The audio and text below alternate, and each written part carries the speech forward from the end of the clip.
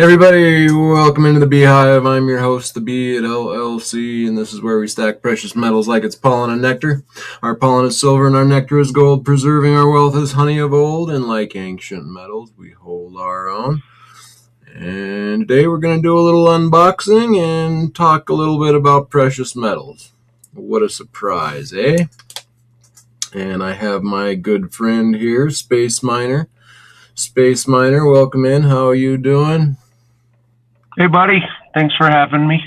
You bet, you bet. We got Jake's Custom Parts, Big Pizza. Welcome in, 3D Woodworks. Good to see you, my friend. Cool. Alrighty then. Well, first thing, let's just pull up the old bullion by post chart and see what she's reading at here. Yeah, where are we at today, huh?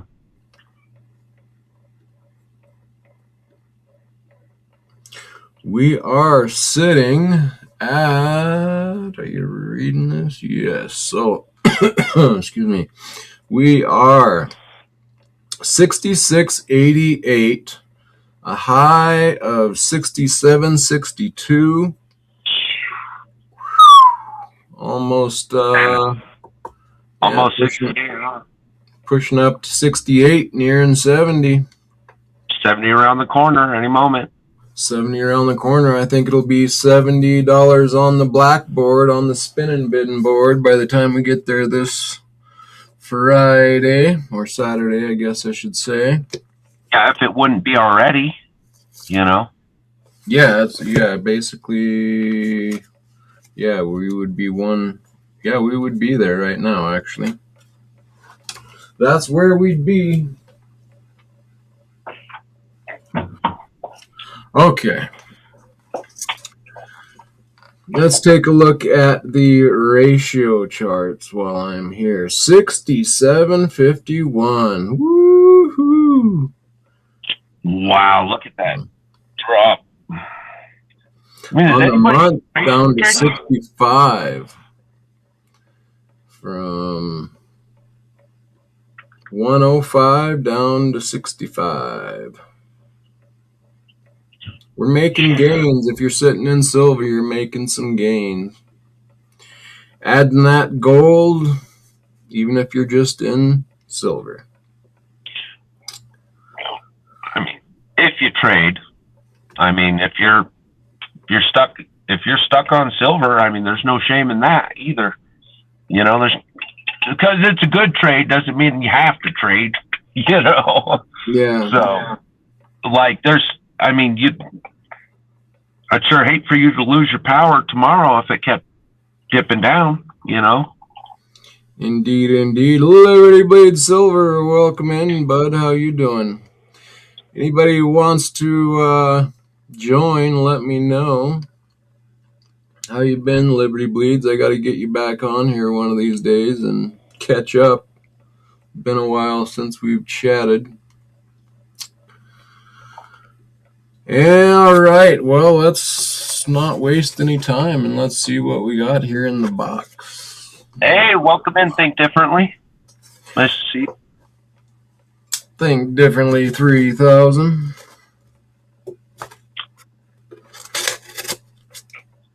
So what'd you pluck up today, B? What'd I what? What'd you pluck up today? What you got? Well, thinking we got next in line in the Commander series. Bum, bum, bum. Anybody else stacking Commanders out there? Dude, I love the Commander series. I think that's a cool series. Like, I really appreciate the Commander series. And I think that's a good one to stack, like a good segue away from ships. I know there's a lot of us that are like ship lovers. And, you know, and so that's like a nice little segue out of the ships for a minute if you want to like diversify your collection. So that's my opinion. Indeed. It wouldn't be Washington. It'd be Washington this time, Liberty. I believe. Yeah, B. Taylor, indeed, Liberty. I know he's doing the Commander series as well. I got to get him back up here too. See how things are going for him. Yeah, it'd be nice to hear from him.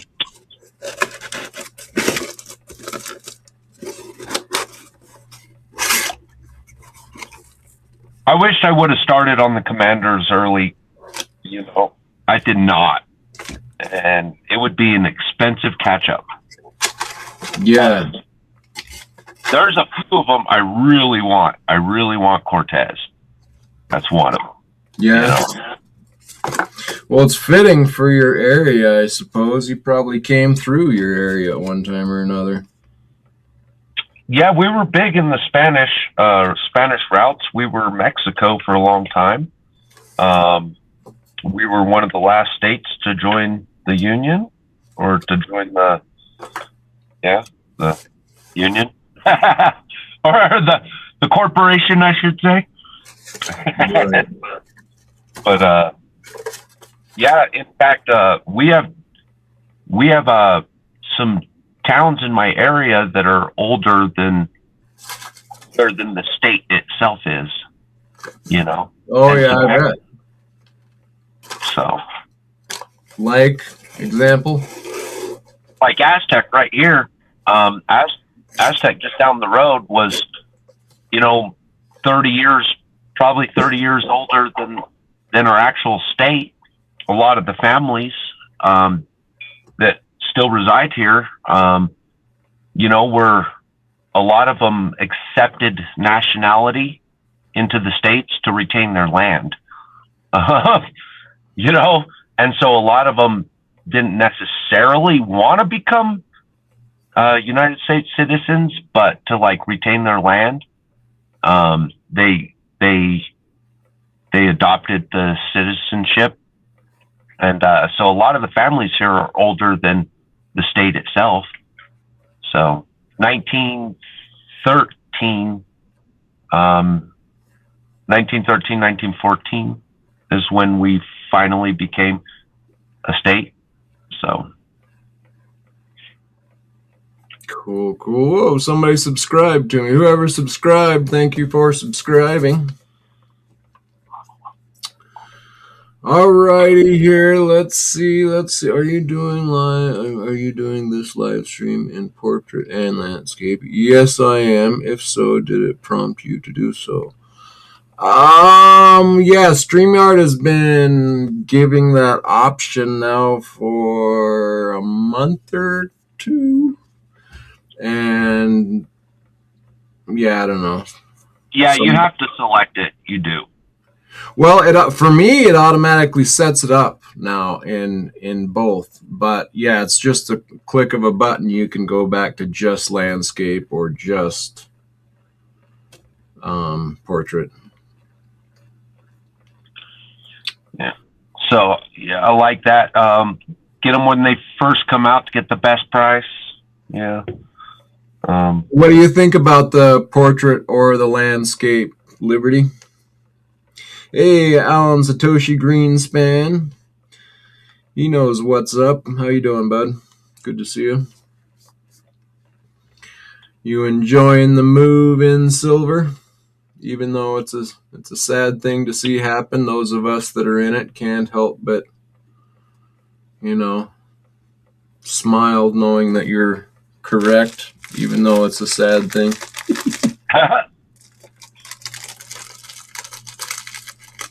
All right, we're gonna get into this bad boy here and see what it looks like.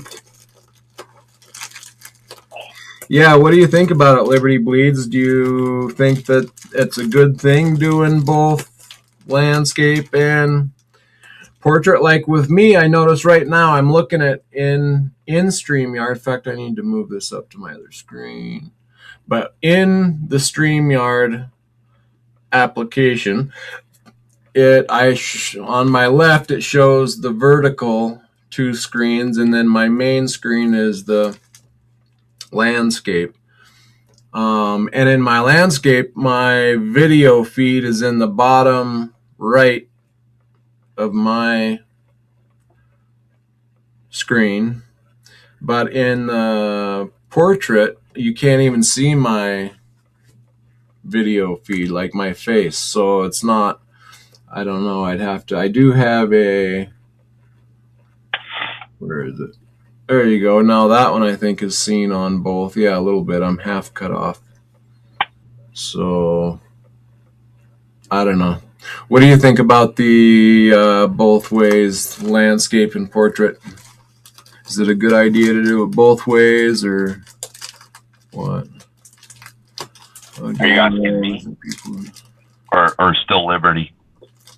He says he's on the portrait mode. Yeah, well, that's, it's amazing to see how many people, like, I think Space Miner's even on his phone right now. So a lot of people do just access this stuff off their phone, which is surprising to me because I'm always on a or not always, but generally I'm on a laptop. So I always prefer the landscape. But surprisingly, a lot of people do just watch on their phone.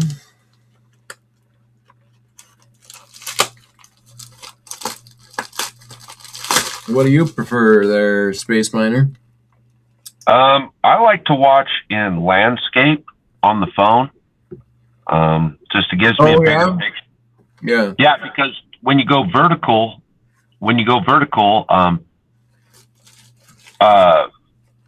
it doesn't let you like browse back up or exit out of your window on my phone, right? And so if I do anything else with my phone, it automatically stops scrolling the live, right? It automatically stops running the live. Whereas in the landscape mode, I could get out of the window, still navigate the rest of my phone and still like listen and participate. So I prefer landscape. 10-4. Now I see something right away that kind of bothers me here. These came shipped together in this plastic bubble wrap, and then this bubble wrap came in out of this bubble wrap. However, if there is no separation between these coins, like, you should at least individually wrap each coin, because if they're not individually wrapped, then they have been rubbing up against each other and there's going to be scratches on the plastic case. So let's check this out and see. Yeah, and I don't imagine those replacements are cheap. Exactly. See, yeah, and they are. They're just sitting, rubbing up against each other all day long in there like that, and that's not good. They should have at least double wrapped them. But it doesn't look too bad. Oh, wow. Look at the size of those. Those look great. Like medallions, you know? Yeah. I'm just pirate enough for medallions.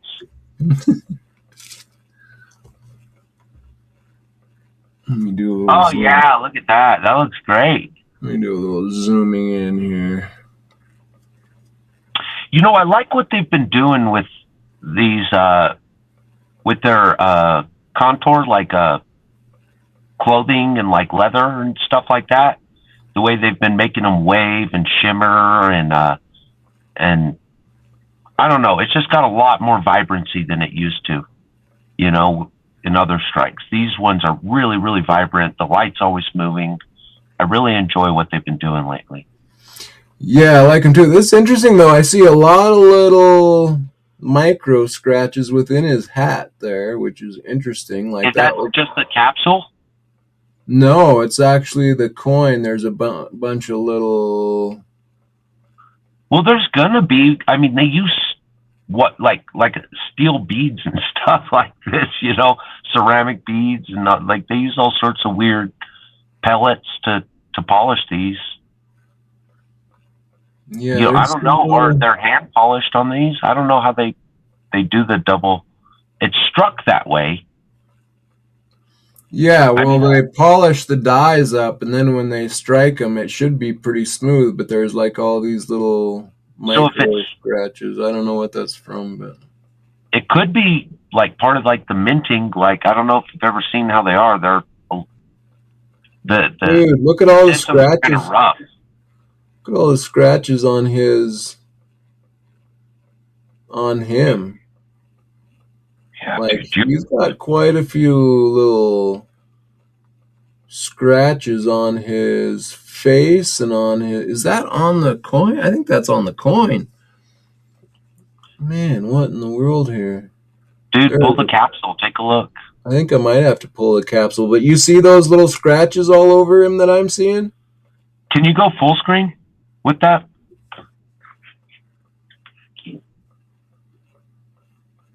There we go. That'll help.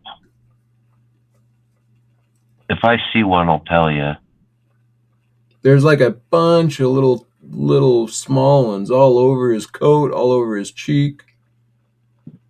Man, I'm telling you, the way these processes are, it might be a hard thing to avoid. I don't know. Have the other ones been as bad? No, the other ones don't have these, and I don't know. I'll have to decapsule it and make sure, but I think that's on it. In fact, this is the roughest. The bust. Check the other one. Check the bust other of one. this guy is very scratched up. I'll decapsule and look, but I'm actually surprised at how rough. B, check the other one and see if any of these scratches All right, are we'll the do same. it. Let me check the back here first on this one, then we'll get to that one. Fair enough.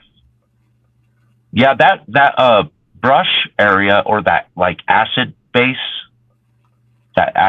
look, that's an area that'll take shiny nicks real easily. Right. But see, like, okay, let me grab my pointer here.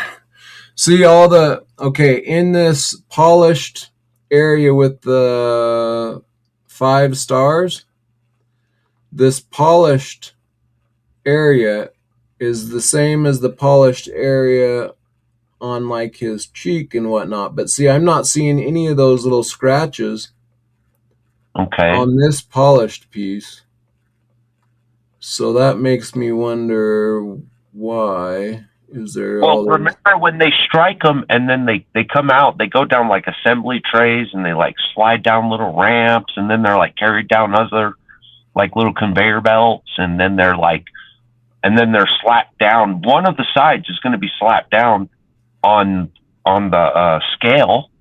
Like, it's going to make contact with the scale at some point, and then it's going to go over into a pile where somebody's going to pull them out by hand and then encapsulate them. So, like, there's like still like a lot of handling, even like between the final striking and reading. I think the reading is the last thing they do. Okay, so this one is questionable. We'll open the capsule here in a second. This is the other one I'll take a look at. Chew, good to see you, Chew. At Chew. All right. Yeah.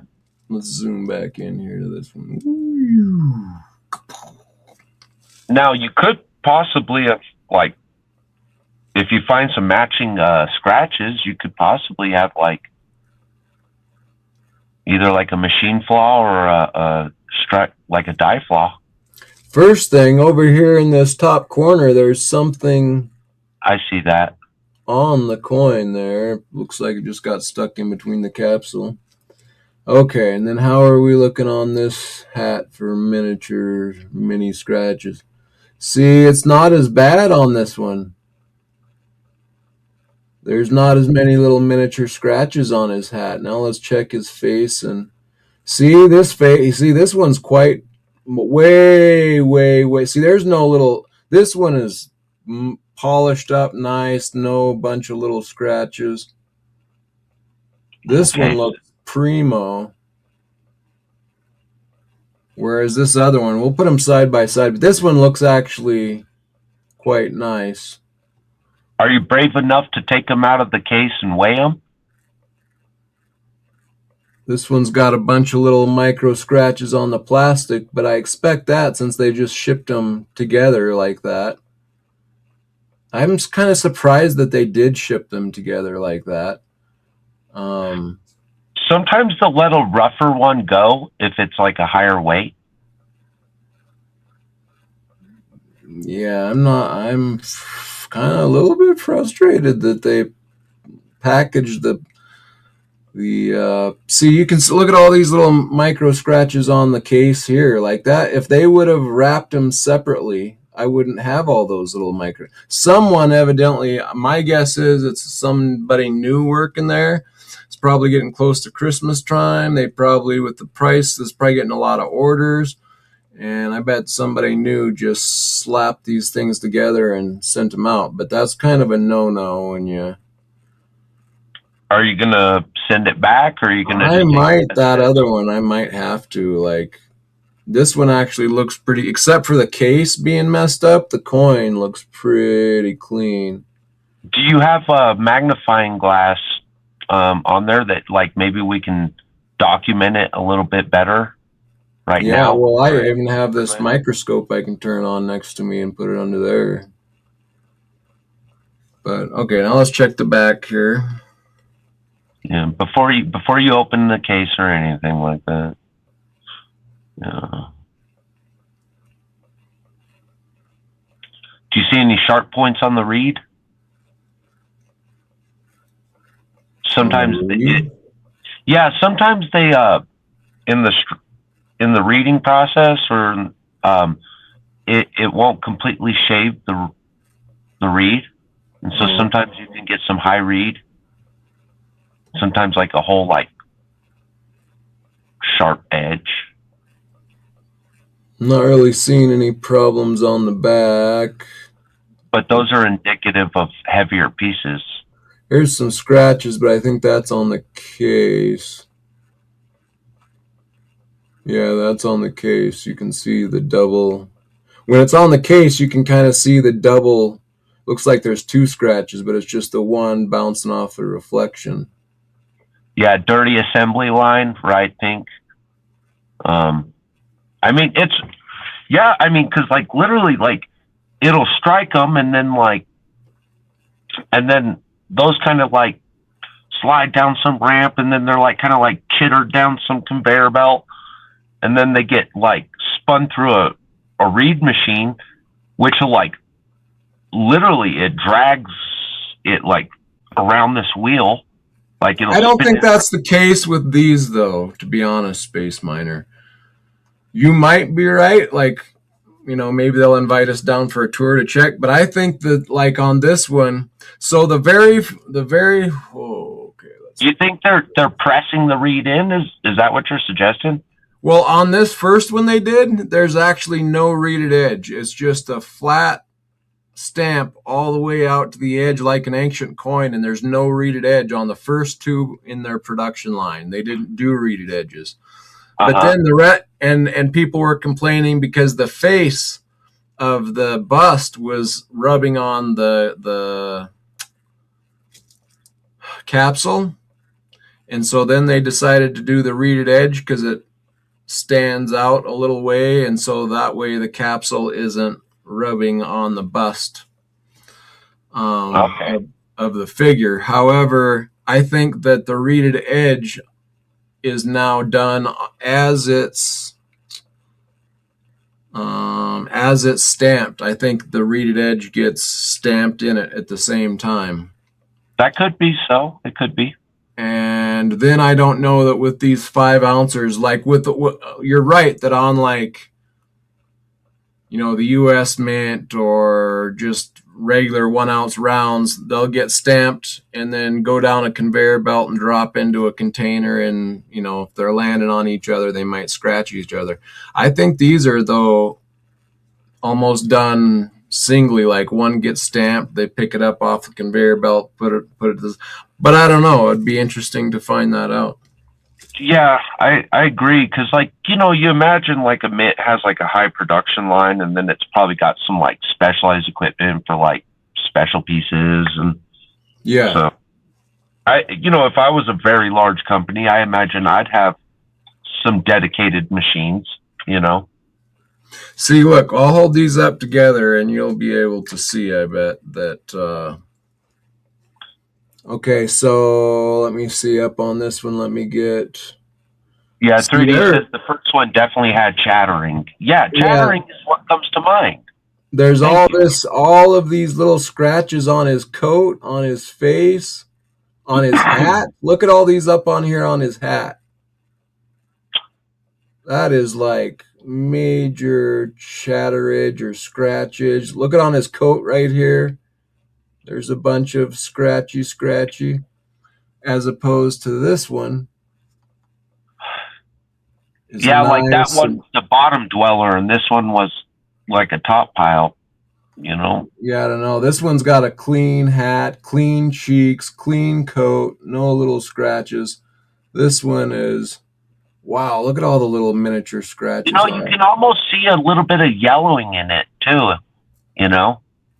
Not a lot, but like compared to the bluish I was seeing out of that other one, the other one seemed to register a little bit bluer. Dude, this one is just all over. What happened to this poor guy? Washington got beat You know what it up. could be? You know what it could be? Hold on. It could be end of die. You could have two different stages in the die. Yeah, but I can't imagine that they would let him go out to the public. I don't know. Right there at like the end of the die. They're not going to reset the die halfway through it. It would be. They repolish dies. They would not. I just can't imagine a lot. They would allow that out. I am quite, man. Yeah, I can see it now. It's like almost pockmarked. It's just thrashed. I mean, it's nothing I would be ashamed of in my pile, but. Oh, if you were seeing it in person, you'd be. Would I be pretty upset, bro? This is pretty bad. I don't know what. Maybe you should tell. Just put a piece of tape around that and say no. Yeah, I'm gonna have to send that one back because, like, let me zoom in here on this. I'm gonna zoom even a little closer and show you guys the difference. Yeah, I can see. He almost looks hairy. Exactly, he looks hairy. I don't even know how you would get all those little scratches on there like that. Unless I take this capsule off. Contaminated dye at the end of life would do just that. I know. I almost guarantee you they would not let coins go out if the dye was doing that to them. Well, they let it go out into pile then. Either way, they let it go out. Yeah, I don't know. Something that is quite odd. Or somebody took it, messed with it, cleaned it up, and set it back in. Yeah, I mean, maybe it was sitting out on the open for a while and had dust on it, and somebody took like a cloth to it to clean it. It'd be like a white brush or a blow off or something, and it pocked it. Right.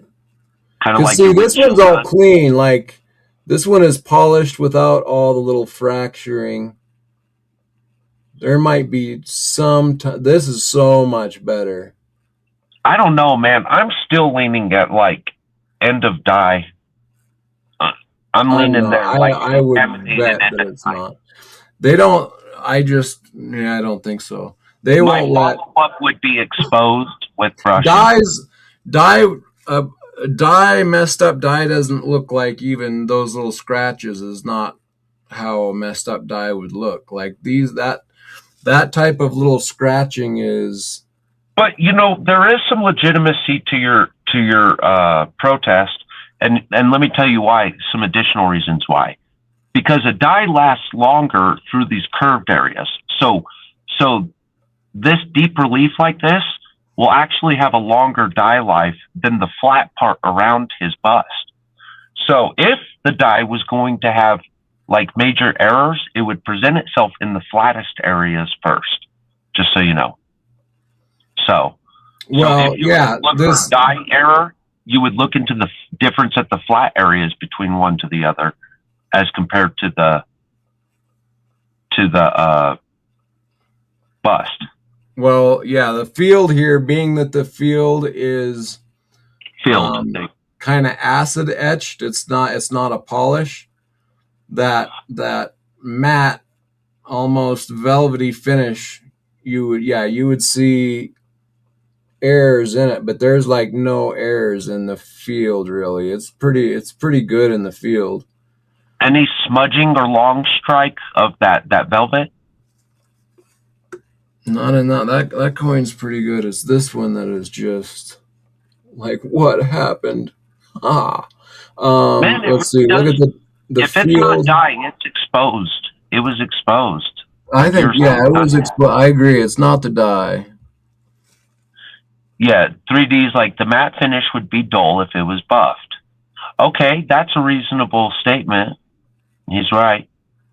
Yeah, unless you just were wiping off the polished area, but yeah, I gave it a couple blows, a little air dust, and a quick like tap with that's horrible. I don't know what happened. That's so weird. And see, it's for that reason though that like because we don't see any of it on that field, right? That it makes me want to lean towards dye contamination because in the dye that would be a recessed point. So it'd be easy to impact through time, you know? And it's not something you could like clean out so easily either, you know, without like a really aggressive cleaning. No, because dye, like they'll do that sometimes to a dye, take it out and polish it, but like maybe at like 10,000, but not. What's the series limited to? 5,000? Yeah, I think 4,000 or 5,000, something like that. Probably just enough to maintain the integrity of the field. Yeah, they would just switch out to a brand new dye on a short run like this. Like they're not going to let a dye be the problem. Like that would be bad quality control. What happened to this one? I do not know, but you know, and I suppose that matte finish would be a little bit more resistant to scuffing if left exposed, right? Actually, no. The matte finish would be is. You think it would show it first? It would show quite acid etch like that. Actually, shows pretty quick if you touch it or budge it, because it's actually a bunch of little tiny raised metal. Like, you know, right. if you just so it would flatten over. Right, it would lay it down and it would become quite visible. Like all those little scratches, if it was on the matte area, it would be quite visible as well. So, but not to like dust falling on it though. Like, don't you think it would be more resistant to the like dust landing on it than a flat? I'm just trying to find excuses for this, mind you.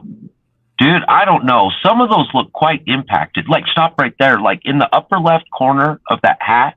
Yeah. It like streaks by at like from like a 1 o'clock to like a 7 o'clock position.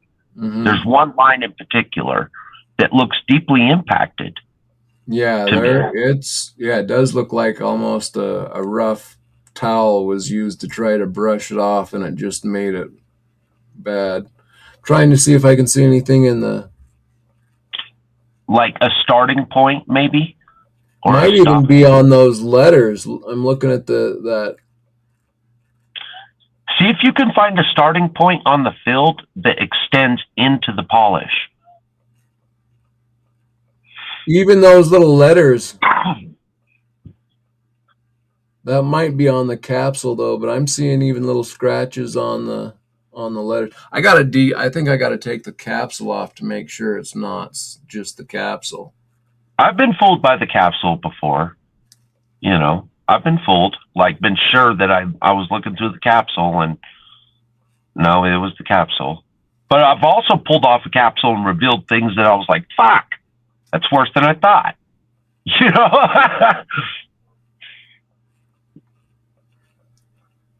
So, I don't know. This is kind of fun though to like investigate it.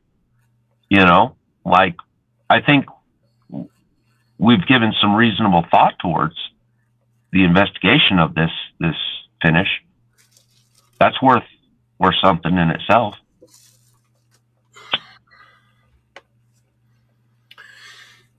Yeah, I'm sure it's all entertainment for those watching that didn't put their money into it. Or their fiat. Fuck, I'm sorry. their fiat into it. But no, I'm joking. It's fine. I'm just like, Firstly, I'm quite surprised. Like I say, I think it was probably a new hire that shipped the two capsules on top of each other without putting a separation between them. That was just a newbie error. Look at that. What do you guys say? What does chat say? What's your guys' like resting conclusion?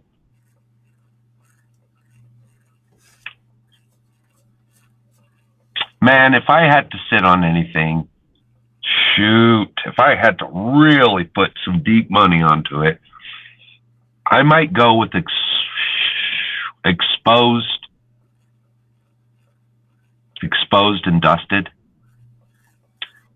That's what I would go with too right now until I pop these. I think I'll leave the good one in the capsule. With this one that's so scuffed, I'm going to pop the capsule and see. But if it's scuffed up like it looks on the coin, that would be my guess too, is that somebody tried to wipe it off if it was dusty and it just scratched the bejeez out of it. And now I know. Go ahead.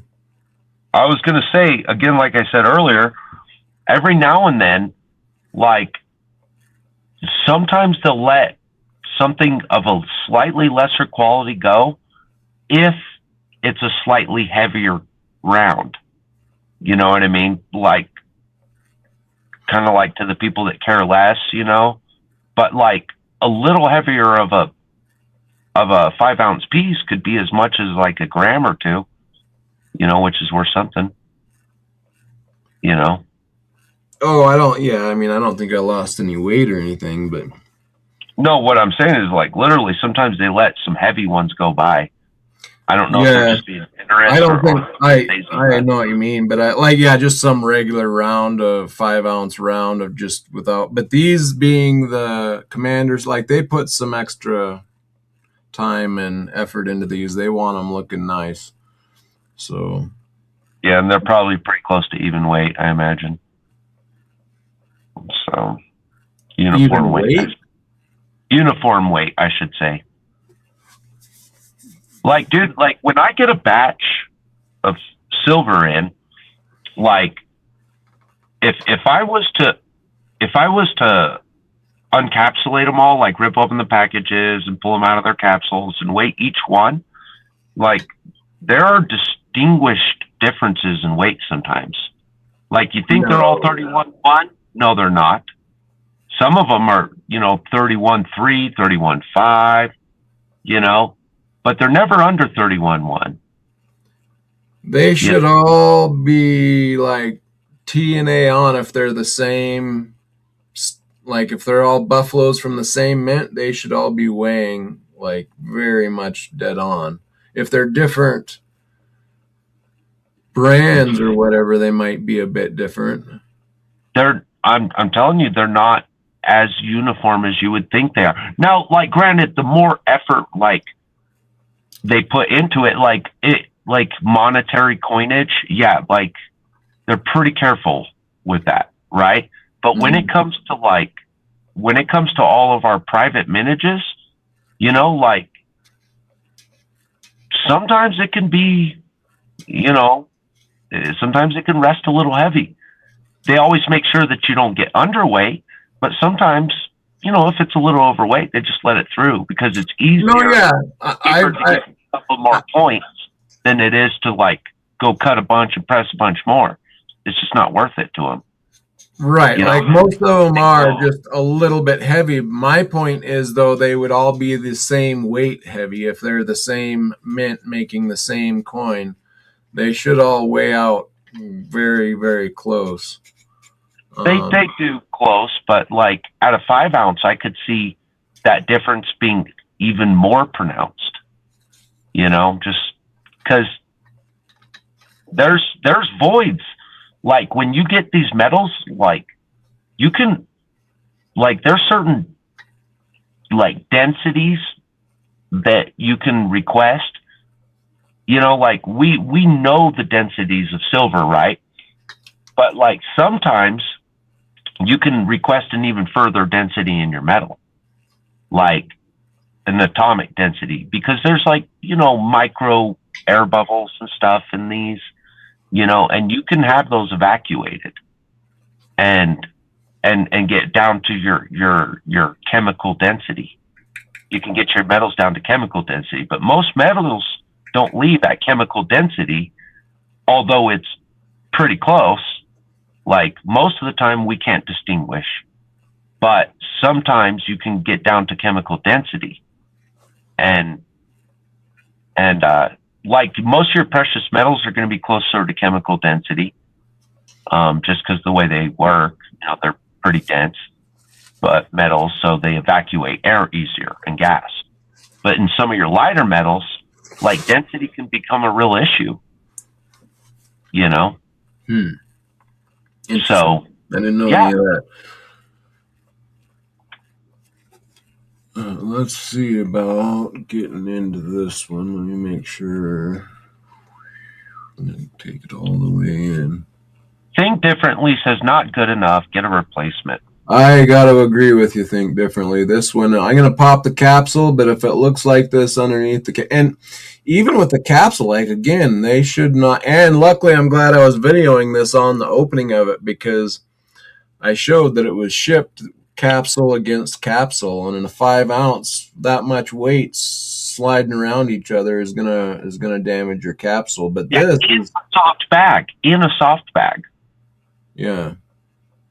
So they should have had each of them wrapped in a bubble wrap, and then that inside of that bubble wrap bag would have been fine. If there was any dust in your capsule, and it was like doing its little micro shuffling around, that could be enough too.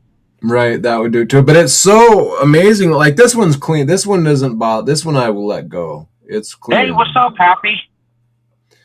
But this one is like, yeah, and I agree about the dirt inside, but this one is so uniformly scratched that I don't know. Are they all in one direction mostly? Can you gain an orientation? It's like a little bit, but it's it's every which way. Jeez, and see that. There I go again. Now I'm leaning back at a die. It's not the die. I guarantee you it's not the die. Okay. Yeah, I mean, you're closer than I. You could tell better than I, of course. Yeah. Yeah, Happy.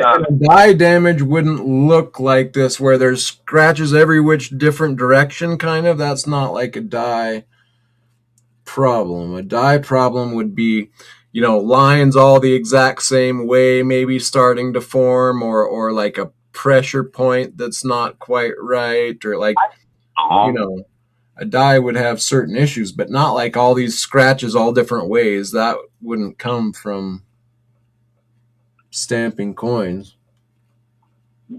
Man, if they started the project at the end of the day, all the dust settled overnight, and then they just fired it back up again. Yeah, no, but it wouldn't look like all those little scratches. Like you might have a piece of dust in one place that's getting stamped. That would go, but like all of these little scratches, that's just something else. Yeah, it is quite different though, isn't it? It distinguishes itself when you hold it next to the... Dude, that's really helpful to your cause too, is that like side by side, you can see that difference. Oh, it's huge. The hat, it's really easy to see in the hat. Like, okay, I'm going to show you all the different light angle in the... Let me see here, come down. That looks okay, but when we get into the... Right there, see, look at all of that.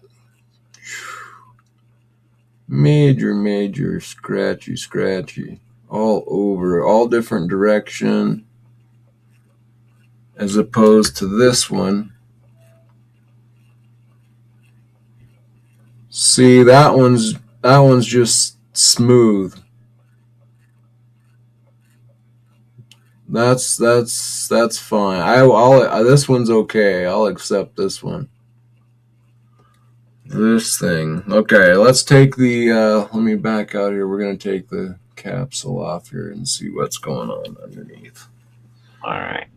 Be real careful right here that you don't touch. I know. Especially if you give it back. I don't even need to use this to open it. It's already somewhat open.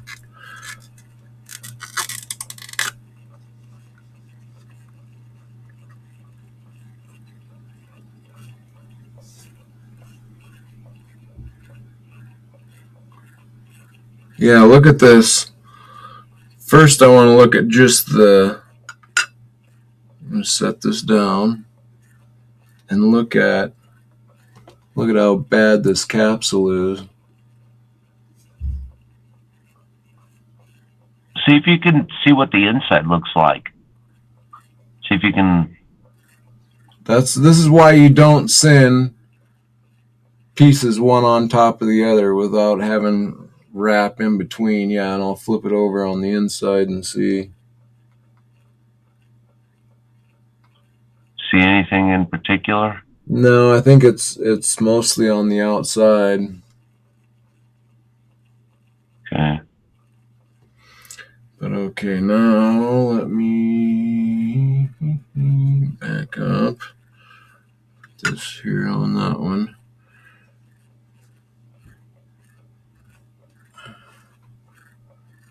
All right, we're gonna. All right, that's got to stay in its capsule, bro. Yeah, no, so, yeah, welcome in, Mr. Happy Stacker. So what we're looking at here is one of these Commander Series rounds that I got has a bunch of little micro scratches all over the polished or reverse proof, as it would be, area. So all of the bust that's polished, there's all these little micro scratches, and that's what we're looking to see if it's just on the capsule or the coin. But it looked like it was on the coin. And here comes the... It looks a little better out of the capsule, man, right away. It does look a lot better out of the capsule. No, that looks much better. Okay. Yeah, it's mostly the capsule. All right. Yeah, that looks pretty clean, bro. Yeah, it was the capsule. All right, quick, put the capsule back on and get it covered. Although that is a nice moment to absorb that. See, this is what I mean, like what's going on right there through his cheeks, I think is a great example of that motion of light that they're doing a really good job capturing. Yeah, no, it's a really nice coin and a really nice stamp, and it's nice. It's just don't ship the capsules one on top of the other, because it'll make the person think like we were thinking. Yeah. So yeah, I just need another capsule now. Well, that was a good investigation. Yeah, it was. A lot of theories to think about now in the future. Yeah, look at how bad it looks now. Like, oh yeah, that looks freaking terrible, dude. So, but it's good that it was just the capsule. It's like, it's ridiculous that they shipped it like that. Like I said right off the back, even before I got into the bubble wrap, I was like, oh no, this is not good, because they were one on top of the other. Yeah, you knew it. Yeah, it is a nice looking coin, Mr. Happy. Yeah, and I actually quite like this Washington round. Like I like the coin as far as the series goes. It's another nice one to add to the edition. Yeah. I should have looked at the back while I had it out the capsule, but it looks clean. All right, so I got a request just a capsule, I guess. All right. Well, at least it's clear, man. That's the most important part. Right. T-Bird Stacking, welcome in, my friend. How you doing? Good to see you. Yo, T-Bird. So we just had a little investigation into the Washington 5-ounce round. One looks, well, I'll show you. This one looks all scratched up, but it happened to just be the capsule. They shipped capsule on top of capsule with no protection in between, and got all these little micro scratches all over it, so I was worried it was on the coin, but it was just the capsule, thank goodness. Yeah, amazing how that capsule translated that look onto it. Yes. All right, so that one needs a capsule. Yeah, Merry Christmas back there, T-Bird. All right, let's see here. Where does this go? Let's get ready to add it to the merry-go-round of commanders. Are they in a row right now? Yeah, they're in order as they were released. So, but I have 6, and that's one of the things that made me decide I wanted to do the Commander series. Is I have 8 on the outside. I have 2 available places in the center here, which gives us 10, and that was their original amount they said they were going to do. I'm like, well, that'd fill up my turntable perfectly, so that's what got me stacking these, and to keep stacking. It was a good way to give myself an excuse to do so. I'm doing good, T-Bird. Thanks for asking. How are you? Well, can we talk about it now, B? Can we talk about it, the premiums? Is this a good time? Can we talk about it now? You bet. Jump in. All right. So what I was reflecting on earlier, and we had talked about this a little bit too, is this is number 1. Sorry, hold on. 1, 2, 3. Then we got a hole here, which was Tuli's second heart pour. Then we've got 3 is Cortez, 4 is Grant. Actually, this is 6. I got my counting wrong. 6 is Charlemagne. So I'm gonna move the row. I'm gonna remove the heart, Tuli's heart, and slide these 3 over next to Caesar here. And then I'll have 1 open spot remaining for their next, and then that will complete the full circle, only leaving 2 for the top. Okay, sorry, Spaceman, continue on. Didn't mean to interrupt, but I needed to go through that. No, man, it's a really great collection. That's a perfect round table for them, too. Yeah, that's kind of cool how they fit perfectly, hopefully. Yeah, it'll work. You'll make it work. You might have to, like, turn them at a slight angle or something eventually. Right. Yeah. But go on with the premiums. Oh, yeah, the point I was making. Realizing, watching silver just rip lately, I was realizing, man, I should have just gone the extra mile and bought all the premiums. I mean, I moaned and complained about and hawked over so many different premiums, and at the end of the day, man, we're talking about like $5 to $10, and those, like, I could have bought them. Those $5 to $10 would have been absorbed, and then I still would have been doubled. And like, I'm going, well, what really stops that attitude from here on out? Like, what is it about the premiums, right? Which, my conclusion, my current standing conclusion about premiums is look, it's just the extra buck you paid to get access to that particular limited round. End of story.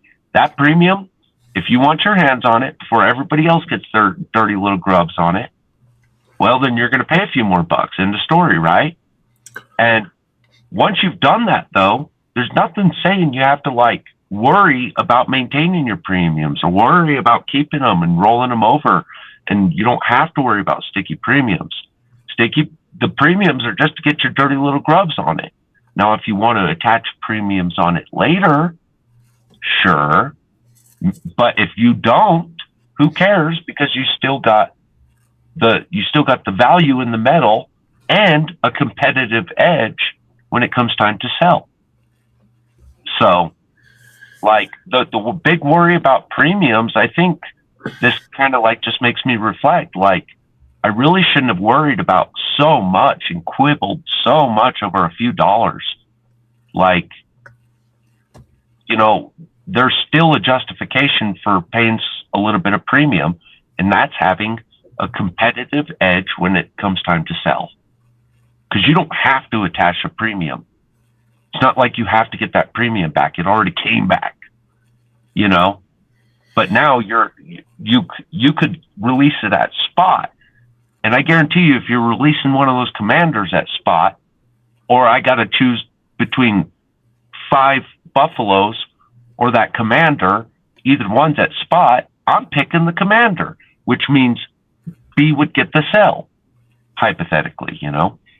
And so that's kind of like my resting standing point right now with the premiums. Yeah, well, you know, if, like we were talking earlier, if I'm going to wait till that comes back around.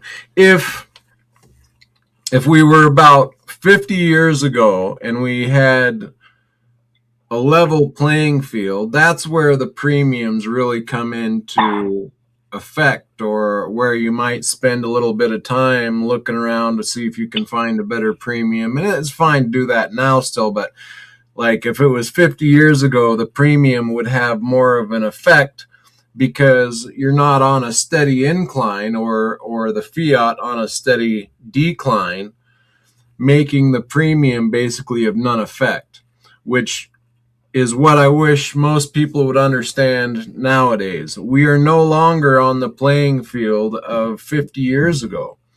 You know, the destruction of our fiat dollar was not in play then as it is now. And so, yeah, you know, quarreling over a premium of $1 or $1.50 or ooh, that's 75-cent higher premium here on this than that is of none effect in today's age. Now, if you can find it, you know, $1 cheaper at a different place, sure, buy it there. I'm not saying that, but to not buy a coin, or especially a 5-ounce coin, because it's a you know, $1 extra premium than you're used to, is ridiculous. Because, you know, with the playing field of the devaluing fiat, you're going to make that premium back in possibly a day or two, the way things have been going. So and it's again not going to be a playing field like we had 50 years ago. I think there's a lot of people even now thinking, oh, like I seen people the other day in the chat of some live streams laughing and kind of mocking at anyone that he was saying, oh, people are going to go out and buy today. I hear people talking about buying today. Don't they realize it's at an all-time high? What fools. Well, I highly disagree with that. It's at an all-time high, but we're just getting started on its way up. And it's yes, silver, I believe, is becoming more valuable for a few reasons, and therefore silver is actually going up a little bit, but it's mostly the devaluing of the fiat that is going down. So the little bit of premium nowadays difference on some of these coins is really not something to pay attention to when you understand the overall direction of things. No. Yeah, Jake says he heard that before from idiots as well. Like in the long run, yeah, you can, like if you're buying nothing but buffaloes, yeah, in the long run, you're going to have more silver than the next guy.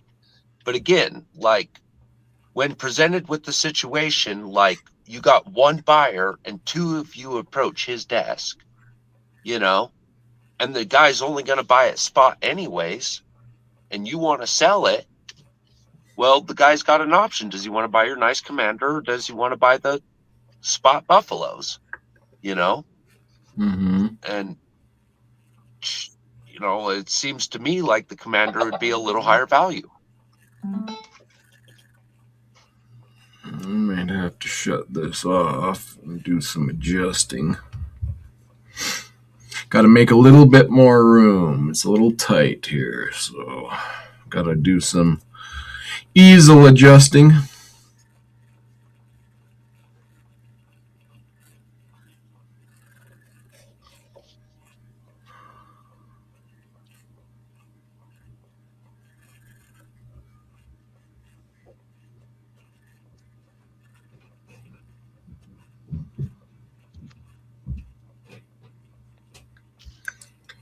Yeah, no, indeed, Jakes. I know where you're coming from on that.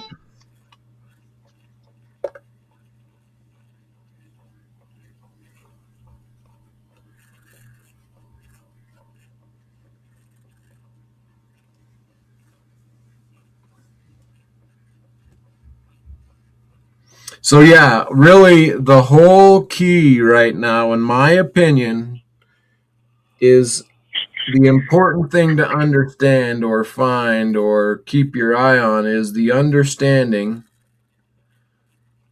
of the bigger picture. And is, that's really what you need to understand.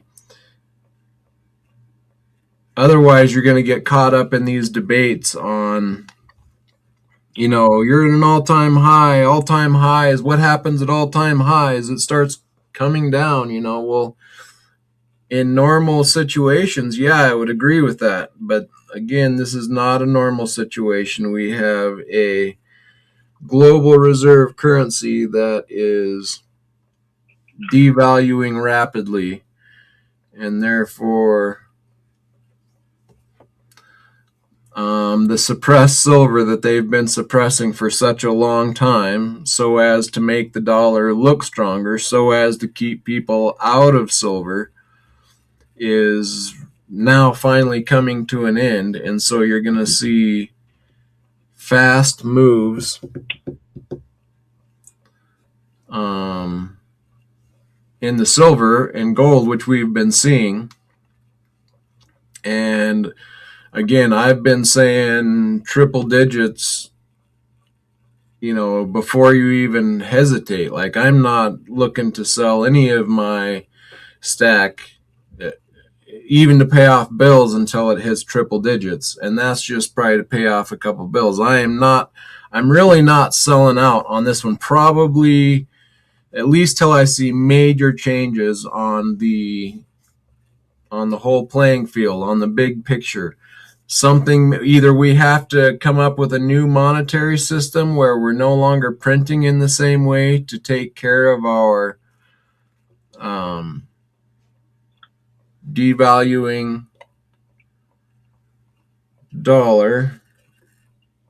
The credit system itself is rigged in a way, or set up in a way, where you take a loan out, there's not actually enough dollars to repay that loan. And that's the way it is just constantly. And so it is a pyramid scheme, just on a huge proportion. So you constantly have to keep printing. And now that we're at such a point where we have to keep printing and inflation is getting carried away, this is where you start getting into that terminology of hyperinflation. We're not quite probably to hyperinflation, but I think we're getting near. We're starting to see some of those effects that you would see in hyperinflation. Like it's monthly price changes in things, not just yearly, where you notice a little bit of increase. No, you're noticing monthly increases. And then on stocking shelves, they're actually coming up with new ways of putting up pricing. I've seen some stores going to digital price tags so they can easily switch, from the front of the store. Just, everything increases by X percentage, or certain things are easy to adjust. They're just taking price tags down on some things, so you don't know till you bring it up front. So we're getting some major differences in our priced goods. So yeah, the premiums are just not something to focus in on like they were 50 years ago. So Well, and that is the natural response in the market, though, isn't it? Like when your currency is so deflationary or inflationary, or whichever direction you want to go for it, but unstable, that commodities really are always going to be the dictator, in this, in that, like, you pointed out, like, prices are literally changing before you can even get to the register. Like, that's a problem, right? But you know what didn't change was the value of the coffee on the way. The value of the coffee stayed the same. It's just, it's taken a lot more dollars to catch up, because over at corporate, they just made a huge coffee order. It costed them a lot, so they want to hurry up and get that price onto the shelf. Right. Welcome in, Nectars O'Reilly. So they update that dang digital tag, through some corporate ping, and the price has changed before you get to there. What are you going to do? Walk them back to the shelf you got it from? But that's what we're seeing in our metals right now. And I just witnessed that just the other day in the store. Someone had brought up some product and they were arguing, well, that's not what it said on the shelf. And they're like, well, we had to make the adjustments. And so they're like, okay, well, I don't want it now. And, and so, yeah. Yeah. And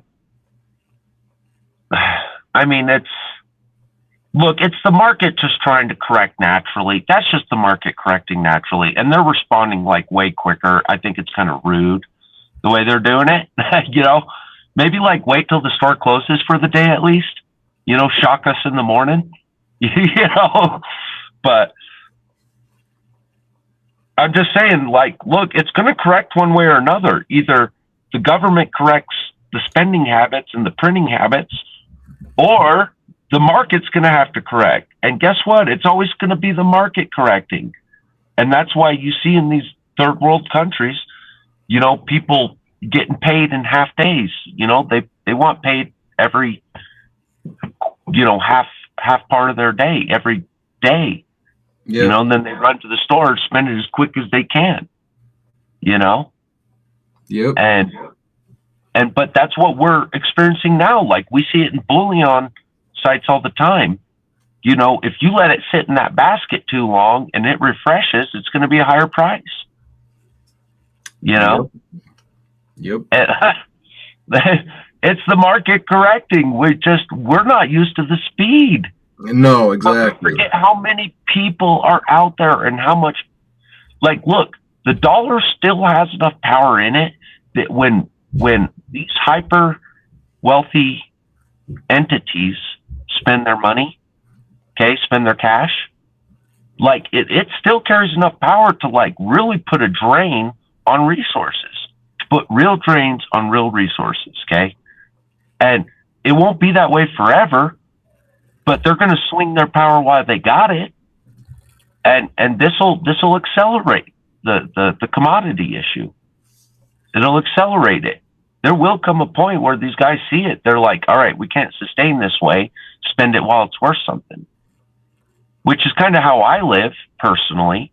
Spend it while it's worth something. Buy something, get the good product, spend the extra money, get the good product, get the thing that's going to last you forever. Take as good care of it as you can, and stop spending money after that. Buy the stuff that lasts as long as you can, and stop spending. That's the only way I can live. Yeah. Yeah. But you run out of things to spend your money on, or your cash on, I should say. You run out of things to spend cash on that are meaningful. And when you find that happening, you need metal. Metal's the best option generally. Yeah. And then a lot of preppers will say, short thought out thoughts like, oh, you can't eat your silver and gold. Well, yeah. So you first you buy as much, canned goods, you get a big container of water. You buy your water filters, you gravity fed or density fed or whatever you want to, however you want to view that. And so you build up a base of just your foods and your waters and sustainability. You get a garden going. But then once you have those bases covered, you can't just buy more food because you've already got as much food as you can go before it starts going bad before you can eat it. So that's where you move into the metals. And so that, yeah, you don't want to just only buy metals and not have had any food stored up, because if things hit the fan and then, you don't have any food on your shelf, you're going to be immediately spending your gold and silver on food to eat. So it's much better to have a good store of food and water and a garden, and to sustain yourself that way, and then move into the metals and let the metals, carry their value up and up and up without you having to spend them right away, and you can eat your reserves of food. And to me, that's the better way of looking at things. Right. You want to store value. That's, for as long as possible. You really want to be able to continue producing in your world. Like, that's really the best form of, preserving yourself, right? You want to be able to produce and put things into your life. Right. And so it's all about sustainability, because like the less you're spending money on is the less you're spending all your money on is the things that you can now start storing, right? If you're not eating the grain, then you can put it in a jar on the shelf, right? Yes. And so if you get to a point where you have all the grain you need, and all the grain that it'll take to sustain you, like, then yeah, now it's time. But if, like you were saying, if it does you no good to spend all that money ordering that one silver round, if you're going to have to spend it tomorrow, if you're going to have to run down to the pawn shop and sell it at, 80% of its value. Yeah, right. Yeah. Sustain yourself first. Like, look, that's not financial advice. Let's say that, right? But this is how I see it is, spend your cash while it's worth something. Get that paper out of your hand as fast as possible. Spend it on something that's worth something, but get your productive purchases out of the way, the ones that are going to help you produce something, once you got those out of the way, like once you can sustain and produce, now you're into savings. Now you're into preserving values. Now you're into your long shelf. But like, you really got to be able to like eat, sleep, feed yourself, and be able to go out and produce the green paper that they want for the silver metal. So, yep. And if I don't have to sell the metal off, well then, by golly, that's a good thing. And the longer I can keep from selling it, that's even better. Like, this was never meant, I don't think precious metals were ever meant to be something to just be rapidly swapped. I think it's an inherent like responsibility that came with it. You didn't want to lose this. You didn't want to give it up for silliness. Yeah, until they kind of reach their actual value, not their suppressed value, then yeah, you want to hold on to it to acquire that gain in value that is rising for the metals. However, obviously they have been money for thousands and thousands of years, basically all of humanity up until our lifetimes and our father's lifetimes. My granddad, you couldn't replace it because you couldn't replace it. Like, that's what made it valuable. It wasn't easy to replace, right? Well, I mean, yeah, it was just real money for, like, my grandfather. He experienced it as, he used it as money. And it wasn't till my father's generation that, he grew up on fiat. And of course, I grew up on fiat. And so when you grow up on fiat, you don't really know to pay attention to the metals unless someone explains it to you. But once it gets back to its true value as money, and as now it's used so much in industry, it'll probably have a little bit higher value even than it did when it was money. But it's gonna get back to that equilibrium, and then you can just use it as money. You don't have, and that's a good point too that a lot of people talk about. Like, we do need to use it as money. You don't want to just not use it and only hold. I mean, it is supposed to circulate as money once it reaches that equilibrium point. Yeah, it's to buy you something someday. Right. Yeah, and that's all it is it's a store of wealth. It's your preservation of your wealth until you need to dispense it for whatever goods or services that you need at the time. And then you have your full value that you've procured and carried with you throughout the time. Whereas if you're just holding fiat, you're losing all of your value over that time until when you go to use it, you're like, oh, it doesn't buy anything now. I had to work really hard to earn it, but now when I go to spend it, it's lost all its value. It's like the worst of both worlds there. I've heard those examples people use, like, about how, like, you look at like houses and cars, and traditionally, how much gold did it take to buy a house I've heard that is close to the same amount it would take today, And so when you're considering that, and you start, like, when you look through that lens at it, it's every ounce of metal you buy today is like price capturing your home,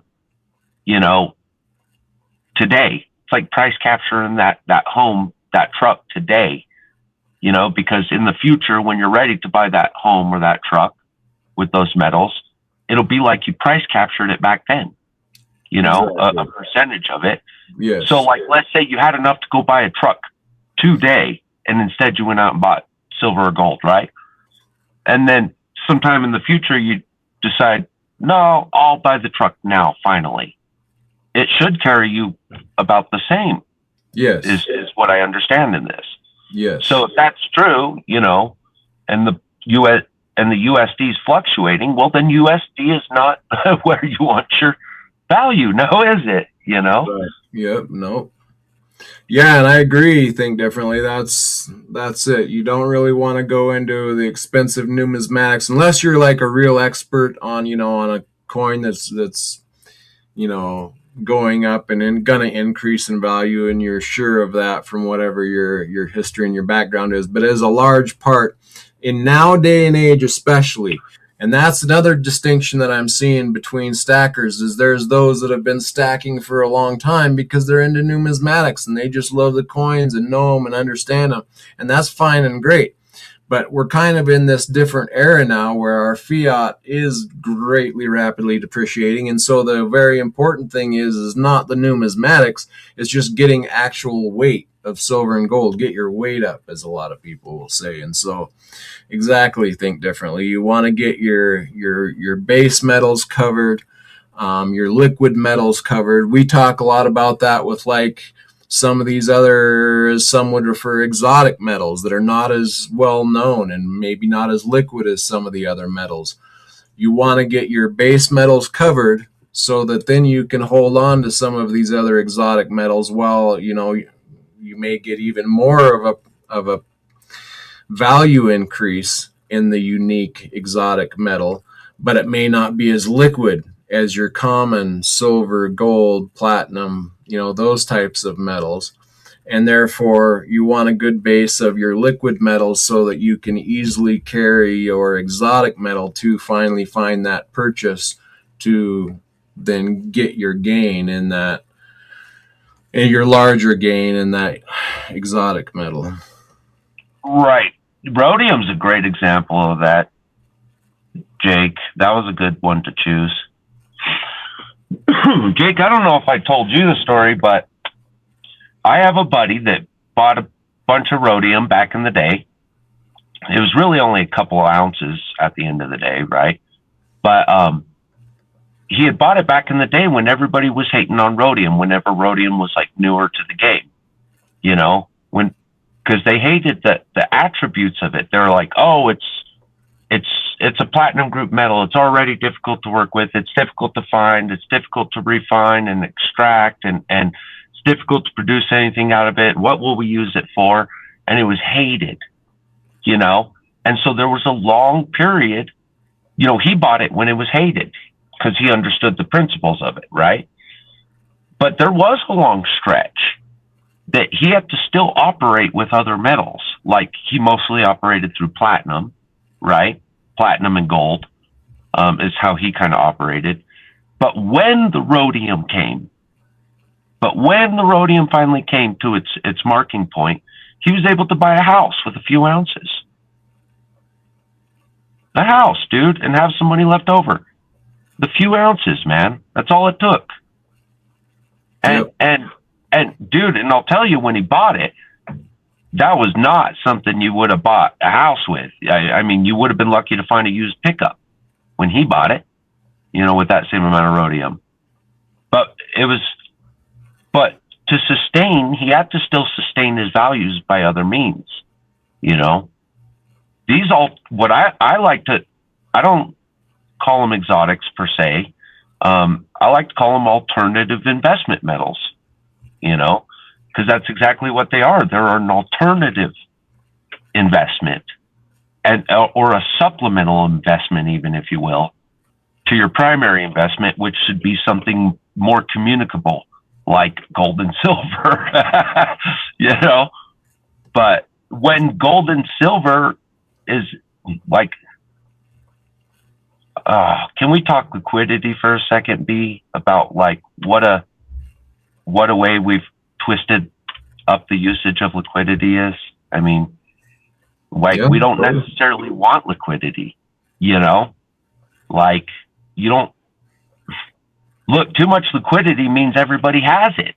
You don't want everybody to have it. If everybody had it, it'd be worthless, you know, like, and as you progress through your metals, like as you go from copper to silver to gold to platinum to rhodium, you know, you have stages of liquidity and different types of liquidity, and you have different exits in your liquidity than you would other guys. You know, you don't take your copper to your platinum guy, and you don't take your platinum to your silver guy, and, you know, and I don't know, mix it up how you will, but, you know, the point is like each one is an individual metal. You know, there's a tool for every job and a job for every tool. But we really do like to emphasize like a primary stack of, you know, silver and gold. Yeah, I mean, I think I know what you're saying. I think you're more saying, yeah, I was hitting a couple. There's different values in the metals. I mean, what make gold and silver money in the first place, in my opinion, is that they are the most liquid commodity worldwide. Everyone accepts them. And now, to your point, Space Miner, you know, you don't want it to be so prevalent that there's no value to it. It's a rare enough commodity that you're happy to have any that you have. So sure, there's an element of rarity to it, but what makes silver and gold a natural money for thousands and thousands of years is that it is so. Well, silver and gold are abundant enough to be used as a monetary metal. That's it, and that's why they are a monetary metal, is because they're so liquid anywhere you go. Liquidity just means, you know, it's easy to sell. People will always want to buy it, and so that's why, you know, it's good to have that liquidity in your metals that everyone knows, like your gold and your silver. Because if you need a value quickly, you know you can move your silver and gold because Oh. pretty much everyone understands it, and anywhere in the world there will be a demand for it. That was the point I wanted to get to, B. I'm sorry to interrupt you, No. but the point is that silver and gold are not always liquid. Okay? There's a lot of people in some areas that don't have anywhere to sell their silver and gold for, 100 plus miles or more, quite easily. Or they have no fair deals, at least, where you got guys trying to give you 60% a spot, like that's just thievery, and these guys won't do it, so their liquidity has been reduced. So they call up the bullions and then they get these guys to send them a quote. You get a quote the next day, and then you send in your metals, and then they inspect them, and then they send you a check, and then even then, some of these bullions are even post-dating their checks beyond that, and so what I was liking to emphasize here is that gold and silver are not always fully liquid. It's not like you can run down to the gas station and pay for your fuel with it, So when we're arguing like these liquidity concerns, like you can't sell gold to everybody. Not everybody's, some people still think gold and silver is a scam. They call them pet rocks, Yeah, but I would say that and the gold's when gold spikes, not everybody's taking it either. Yeah, I would differ. I mean, I think it's just coming down to terminology, but I would say that's more of an ignorance of the people, because the very reason that gold and silver are money throughout all of history is because of the worldwide liquidity. In America, you have some people who are very unsmart, and they don't understand that silver would be something that you would want to hold over fiat. Now, I think that's going to be short-lived. I think that we're experiencing that right now, but I think you give it a few more years and you'll find that everyone will be accepting your gold and silver, and you will be able to sell it at your local store. In fact, they won't even want fiat at that point. So I think that's something that we're experiencing right now. But again, for me, that's because we've wandered into this era of living in a false reality. We're people in America are used to the paper fiat dollar, that it actually has lost 99% of its value. And since that's all they know that they take to the store and buy things with, that's why they wouldn't accept gold. Or so it's because they simply don't know about it. It's an ignorance problem. But there's always a coin store. Like you say, you might live in the country 100 miles away from a coin store or something, and it's not just here in America is the thing. America is the least in understanding in the value of gold and silver. And even in America, within 100 miles, you're going to have coin stores where gold and silver will always be liquid. So I would chalk that up to ignorance instead of, non-liquidity. But anyway, go ahead. No, I was just affirming your point that I do think we're going to come to a time where we do see like more liquidity directly in our markets, right? But just to be a bit of a contrarian here, look, it's not necessarily my position so much as it is a position, is that like anecdotally, there's a local guy down here, just recently he had a guy try to come and offload a hoard on him. And the guy said, look, I'm only so liquid myself, like in cash terms, right? And if I buy up all this from you then I won't be able to buy up anything from my community. You know, like meaning like I won't be able to help my community because the guy offers some fair prices, right? Sure. And so he only bought a portion of the guy's hoard, you know, because he's only so liquid in cash. At the end of the day, if he had taken that, he wouldn't have been able to buy anything else for a month or two, possibly. You know. Sure, yeah, but that's coming down to someone's pocket deepness. Like I can't buy any more than this 5-ounce round than I just bought. So if you brought me, 5-10 ounces, I wouldn't be able to buy it. Well, I could probably buy that much, but like, you brought me a stack, I wouldn't be able to buy it either. But that's just because I don't have enough, fiat to. Now, can you translate an ounce? Probably. You could probably get rid of an ounce fairly easy. You can get rid of all of your hoard. You just have to find the right dealer. Like now, even if you brought a big hoard to me, I would just simply call Ian, and if Ian couldn't cover it, he would call his wholesaler. Like you go far enough up the line, there's people that will happily buy all of your hoard, including nowadays central banks. So like, but when the people are talking liquidity, they're not thinking about it necessarily the same way a lot of us stackers are. See, we think liquidity and we just mean, is there a market? But they think speed of transaction as well.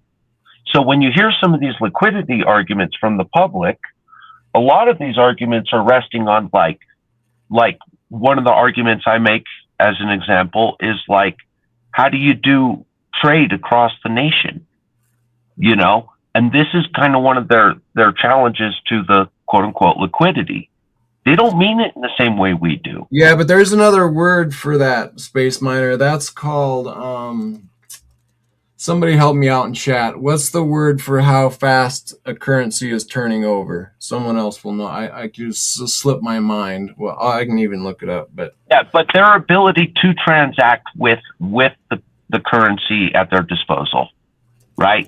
So if silver is serving as a currency and they want to transact on eBay with some dude in Florida, they've got a liquidity issue or a liquidity over time, and in their mind, that delay in time becomes the liquidity issue. How do you transact or do daily business, or how do you keep up with the speed of business if you're snail mailing a bunch of fucking silver across the nation? They would call this a liquidity issue. Now, do I call it a liquidity issue? No, I call it a transactional issue.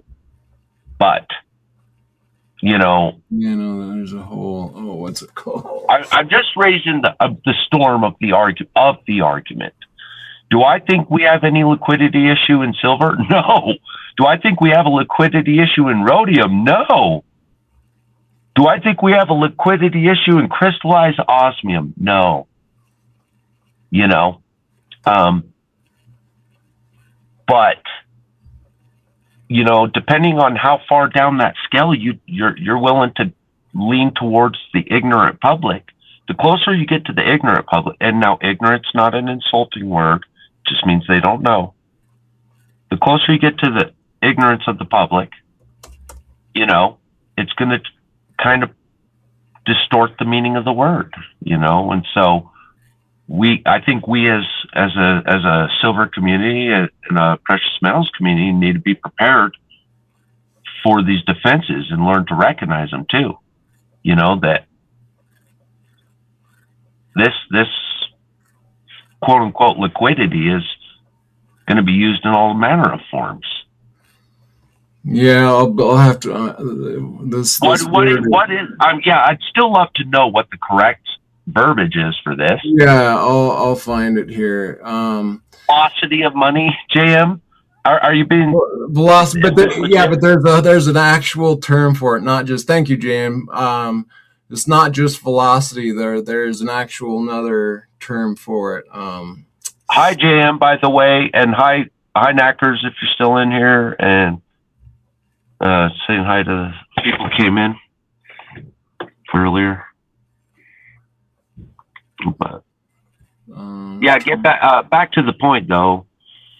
is like I do think we are leaning back to commodity based transactions.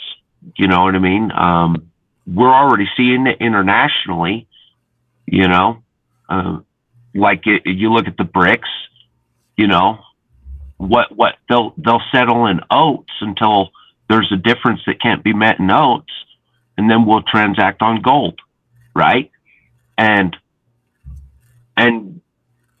it's just the natural reaction. It's just the market naturally correcting again, right? Like at some point, at the end of the day, it doesn't matter. You need your oats, and you need your oats, and you need some way to pay for them, right? And so here we are in America, and we're moving into this, this commodity trade market. You know, how do we prepare for this? Like, how do we respond to? You know, do we just literally plan on snail mailing silver around? No, I mean, there's already plenty of apps like, Glint. You can sell down to the microgram. You just swipe your card, same as using a credit card. And there's actually several of these apps, including crypto tokens, that are all doing the same thing. And in fact, I think that in crypto world, cryptos are on their way out and losing their value as we speak, because they're just it's the transfer mechanism where the value is, right? And so once you attach something to that track, that moving track, the ability to move something from point A to point B quickly, that is where the value is. Then you attach a real commodity to that crypto track, and now you have something worth of value, and you can sell it down to the nanogram, so you don't have to send something snail mail. However, I even say, like with snail mail, I've been mailing checks lately more often because it's actually almost faster to move checks than it is, and way, way cheaper and more convenient and precise, and you don't get extra charges for it than if you're doing a wire or you're trying to use some of these cash apps that you can't transfer your whole value, so you have to break the payments up. And I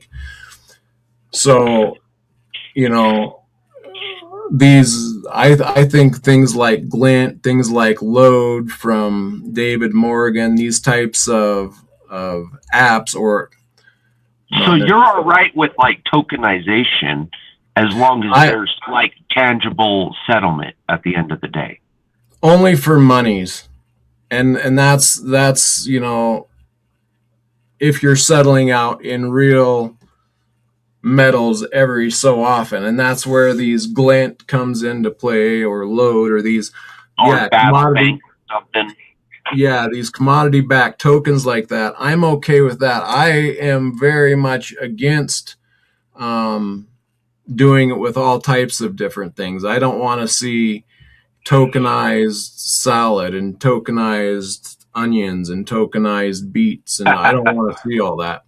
I think that's very problematic and dangerous. But as far as tokenizing, metals for speed of payment, I can see that as being quite useful. I mean, we're going to need it, like some kind of, tangible settlement at the end of the day. And so I do see some of these services that are popping up. I think they are responding to that, but yeah, there's a big fear in the market, again, kind of through ignorance of tokenization. Like you're right, tokenization is dangerous if we just start applying it to anything, especially things that can't be accounted for, like onions,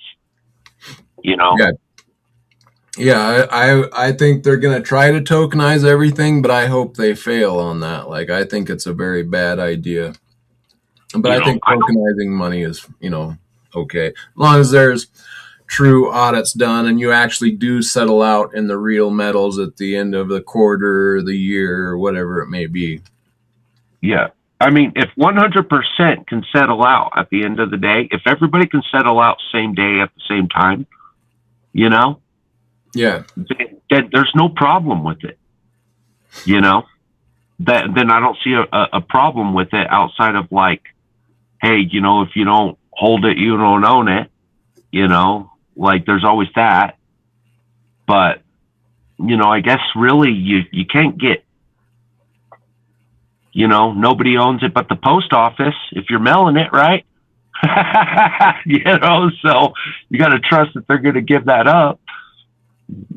So I suppose,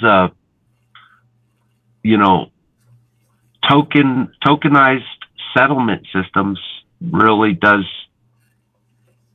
seem to be like a natural response to this, doesn't it? Yes, yeah, I think so. You're right, Susan. But I think it can really even be done without the tokenization, because you can send, if you think about it. In fact, I just did this not long ago. You can drop a couple ounces of gold into an envelope, ship it across a couple states in a couple days, and you've moved $10,000. And the credit in between people can be, just as valid, right? Like, and that's possibly faster than the bank.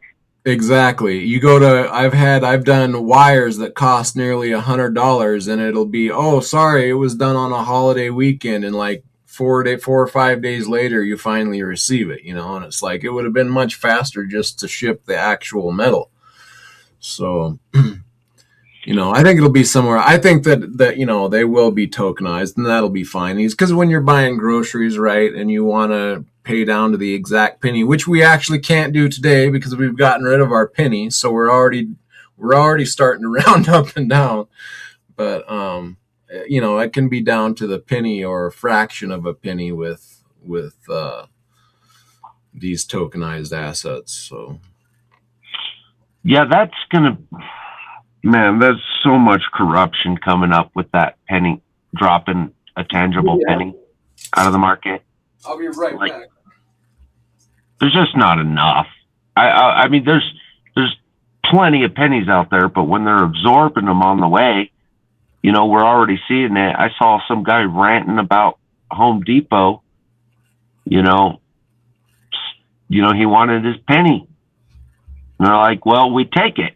We just round down. He's like, well, you better round up. They ended up giving him a nickel. They didn't have any pennies. Just, shut the guy up, I'm sure, but it doesn't matter. Like that's what's going to be, everywhere you go, be prepared. Are we going to have to start plotting our purchases to make sure they have to round up every time? That could be a good response, right? Like, make them round in the opposite direction, where they're kind of forced to give it up somehow. I don't know. I'm sure we could work out a good protest against that, purchase protest. But we think of a few. How do you do a purchase protest against them, like Home Depot jacking the penny, right? Like a guy's supposed to get a penny back. They say they don't have any pennies, so they're just going to keep the penny. The guy argues long enough with them. He finally gets a nickel back because they don't have any pennies. Like how do you protest that through your purchase? Well, yeah, I don't know. That might be tough, because I think what the store does is they just round it up all of their instead of everything being $99 now, it'll be flat $20 instead of $19.99. They'll just charge you whatever's close. They're just going to charge you. They're going to charge you the extra 4 cents, and just round it up. You think that was part of the design of this? To try to, like, a stimulus towards the... No, I think it's actually part of it's just an inevitability of the devaluation of fiat money. And soon, like Jake or JM here was saying, next up is nickel. Yeah, Jake is saying nickel is next on the chopping block, and it will be, because just like it was costing them 4 cents to make the penny, or 3 or 4 cents to make the penny per penny. it's the same way with the nickel. It's costing them like 7 cents for every nickel, and so that'll be next on it. It's going to be everything. Like we went from a penny being copper when I was born, in like 80 and 82ish, and before we had copper pennies. And then it got too expensive for them to use that valuable metal copper, and they went to zinc. Well, just this year now, finally, zinc has become too expensive to use. So it's just showing that devaluation of our fiat, and there's no way they can really get out of that except going to maybe plastic token money, Chuck E. Cheese tokens, which is right.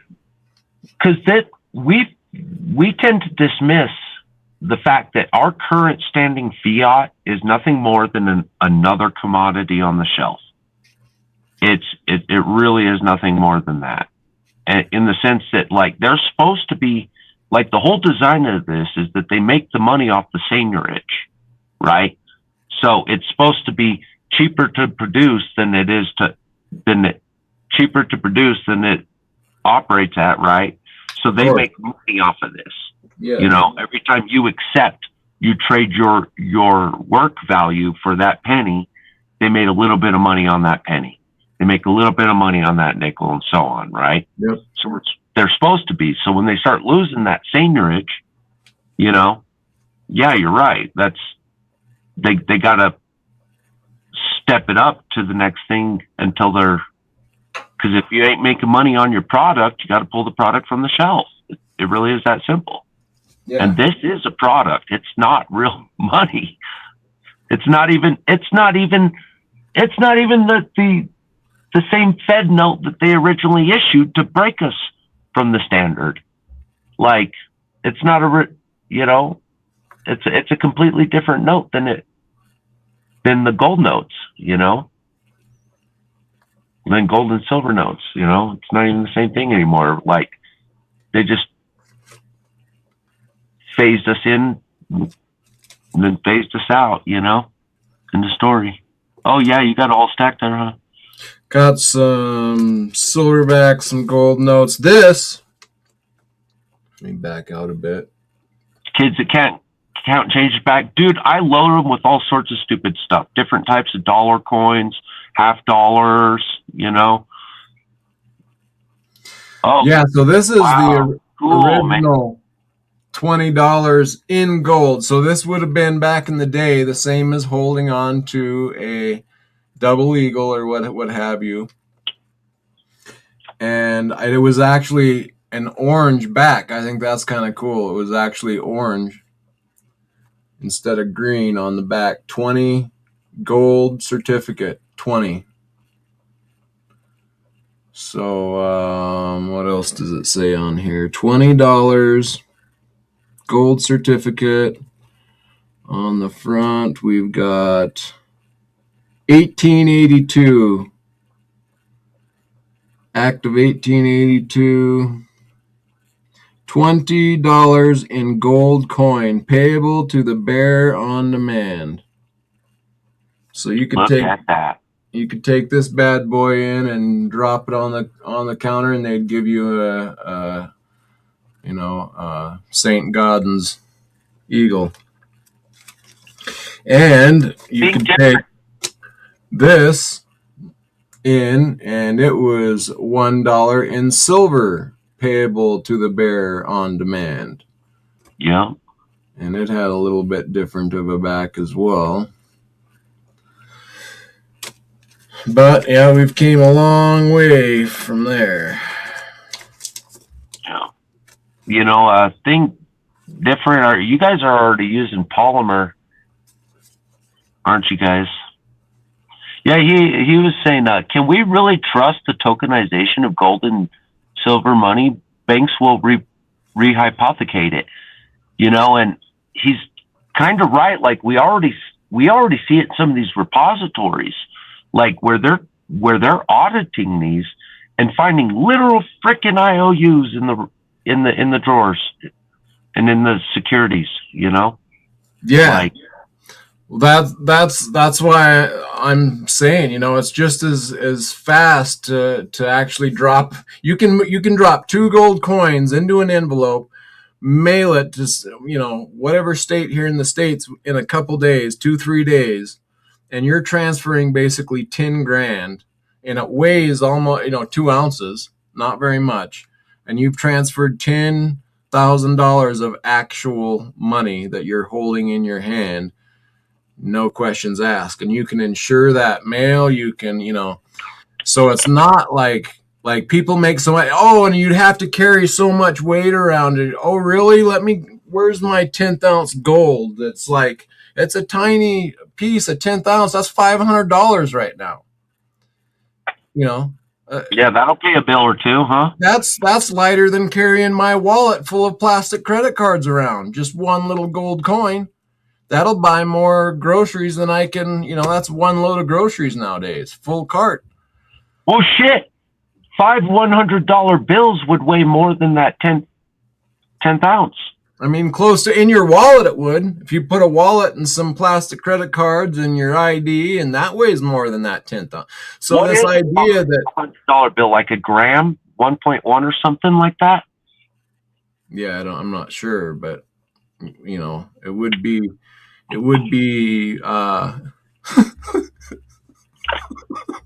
Jake.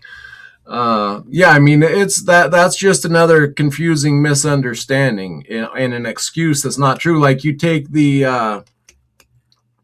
I think Vince just got a, what am I thinking? It's a gold Dos Pesos. That's a tiny, in fact, I have one, a little tiny gold Dos Peso. And that thing is small, but it actually holds quite a bit of value. I think Jake just got one for Vince. But so that's a total, it's untrue. You can buy a lot of value with that little Dos Peso. And so it's just they make up excuses that aren't really true when it bears out in reality. And we're a long ways from actually reaching its full value potential. And as all that fiat finds its way back into the metals, the value potential of these metals is going to get pretty high. So you can buy a lot with just a little bit of weight in your pocket. So high value density. Exactly. High value density. And Space Miner, with crystallized osmium, we can carry this little tiny example with the different sparkle grades in it is like $2,500.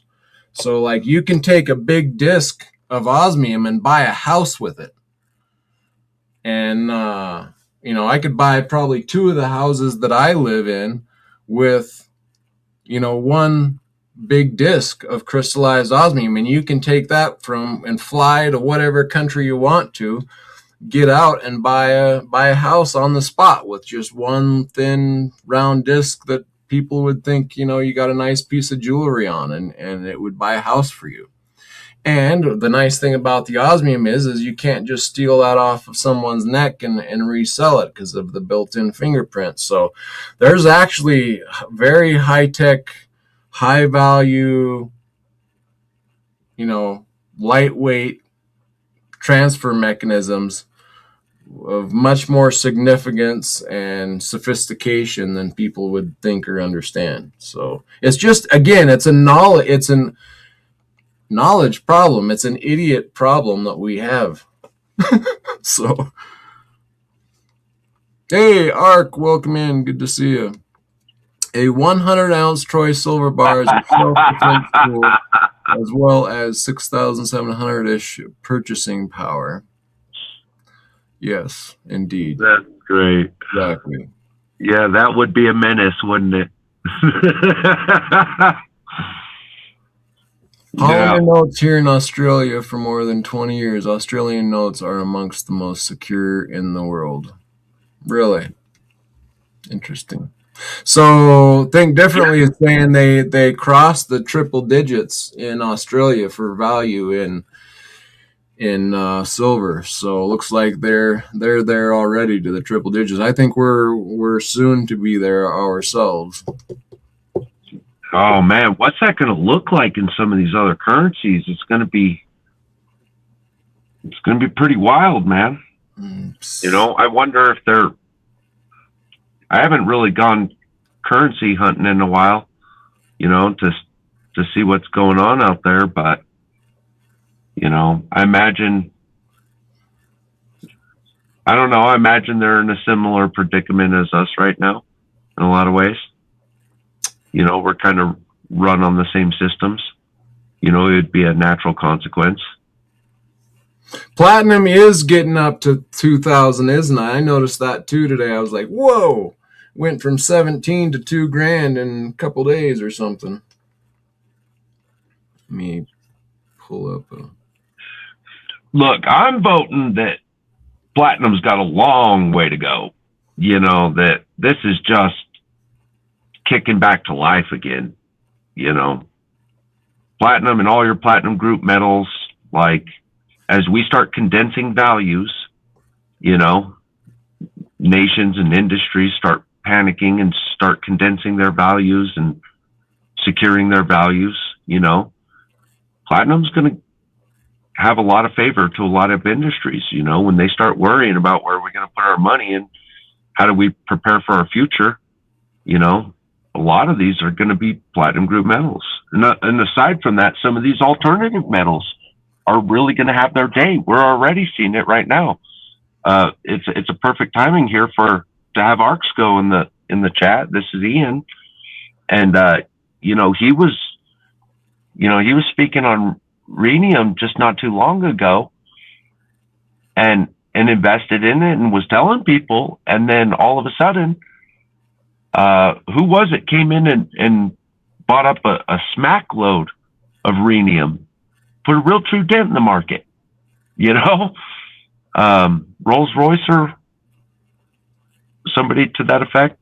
Help me out. Well, yeah, I suppose I think Ian said Rolls-Royce swallows 80% of the industry, the yearly production, just in their jet engine. Yeah, thank you. But also the U.S. government has just put out a large order for rhenium as well, and said we would love to have that delivered along without a price increase, which I find quite funny. Look, a lot of these metals that are really going to make their shine are going to be very naturally accelerated metals. Like, look, there are certain natural occurrences, what we call natural occurrence of a metal in general.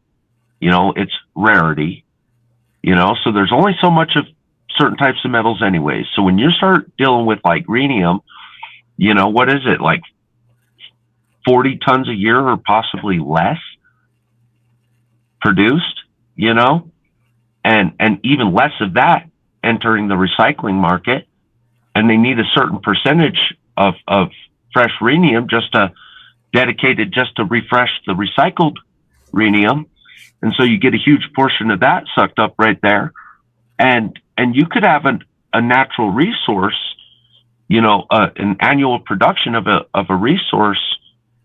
I mean, you could have it bought up in no time, zero shelf life. And we see that with a lot of different elements. There's a lot of elements out there right now with like zero shelf life. We'll consume them as fast as they're produced. Well, there's other metals that are heading this way right now. You know, rhenium is about to have zero shelf life if it already isn't bought up for the next few years, you know. Oil refineries consume rhenium, he says.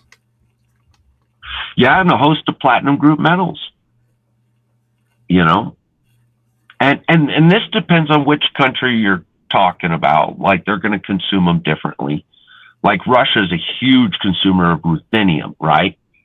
You know, because it works better in the colder environments, and they don't really care as much about the byproducts that are produced in the warmer environments, you know, or some of the other byproducts. They just really don't care about their people too much. But, you know, it performs better in colder environments. So Russia will consume a whole bunch of ruthenium, but you still get it from the platinums, right? You know? But the Rhenium is extracted along. Oh man, what was it? What was its primary ore? Nickel or cobalt? Shoot, what was it? The point is that these are also companion metals too. But the point is that look, as these currencies are becoming of less and less value, it's becoming more and more critical for us to spend our cash while it's worth something. And don't think our governments don't recognize this and our militaries don't recognize this. Like across the world, everybody's going to be scrambling for real tangible resources that aren't going to decrease in value. In fact, they're just going to increase in demand, and so, yeah, molybdenum for sure, molybdenum. That's and in fact, For sure, what? Molybdenum. How do you say that again? Molybdenum. Yeah, that was a tough one, man. You got to practice. It is. I'm not even going to try. Go for it, B. No, just kidding. But yeah, in fact, I was listening to an interview with the CIO of one of the major projects up there in Canada right now, or BC region. And anyways, molybdenum was one of their targets, and although there's a pretty decent amount naturally occurring, our access to those is a different story entirely, because like you still got to be friends with the people that make all this stuff across the world, right? And if you're not friends with them, then you're cut off from the resource. What do I say all the time? If your buddy the dealer ain't your buddy anymore, do you still think you're getting a deal from your dealer? No. And so we have to secure a lot of these resources for ourselves.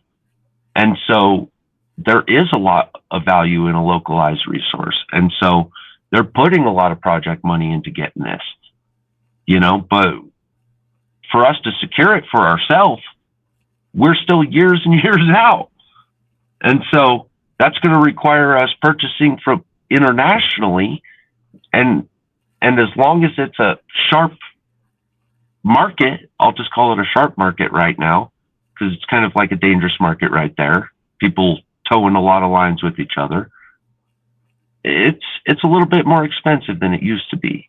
And it's only going to get worse, especially as shipping costs increase, because we're not the only ones whose dollar is failing. No, that's kind of a universal problem that we're having. So it's definite negative on society worldwide, but a very positive thing for the value of the metals and just about all commodities. Right. Ian's saying 20-year commodity bull market. And I'm with Ian on this. And I think we're really at the awakening stages of this, where we're, in a lot of cases, we're still in exploration stages. Like when you want to talk investment sense, a lot of these are still in exploration. Like, like how vast is this resource? All right, we found it. Now, how vast is it? Where's our best target dig? And they want to figure this out before they go paying a crap ton of money in the production of it. So we have to consume it, which, yes, is going to make it a bull market as we're all scrambling for resources. It can't be avoided. We're looking for huge corrections on a lot of these base metals. We're looking for huge corrections on a lot of these like ultra critical technology metals, and a lot of these support and catalyst metals, and a lot of these like thermal metals, like rhenium, as an example. It's 80% of a market being consumed by one client. Dude, talk about like investment assurity. Yeah. Like, and how many more are these? I'll tell you, there's a whole host of them. our recent 2025 list of critical metals, dude, we've got like 50 different metals on the list now. Critical. Like 50 different, dude, that's almost our entire, transitionary period block of metals. That's wild to think. Like they're almost all critical to us now. Yep, and just a lack of understanding, and plus the suppression in gold and silver has kept people from looking at all these other metals that are much smaller in volume and byproducts, and are going to be harder to focus in on to get more of. And that's why I see a lot of potential for large value gain in some of these metals that people don't know about. So a good friend of mine told me the other day, like there's going to be a lot of good opportunities coming, but it's going to be important to focus right now and make the most out of, an opportunity, like focus your resources, get your base metals down. Like we always say, right? Get your silver and gold in line, get your house in line. And when these are in line, take it, you can gain significant action off of some of these other metals, and there's some good ones to point at right now that we have access to. So, yeah. And so Ian is saying, check out the platinum silver ratio.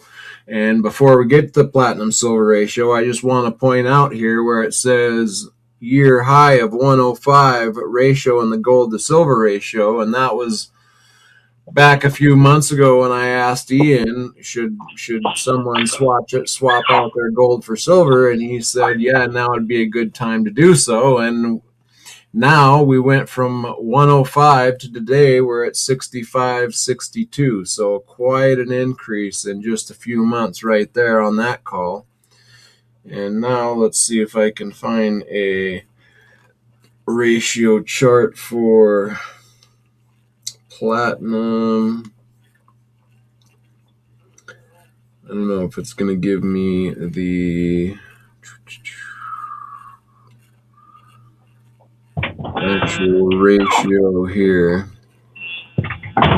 Maybe I'm stubborn and maybe I'm a little bit of a simpleton.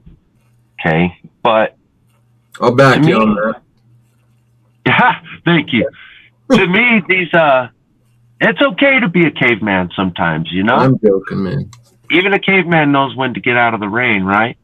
Well, my point I was going to have here is like, you're looking at these corrections coming, and a lot of these come down to, like, through my lens, they're really simple. Like, you have natural occurrence of the element, like what's available to even grab, and then you have the industrial production of it, or the industrial occurrence, like how much of it were they able to actually pull out of this natural reserve, right?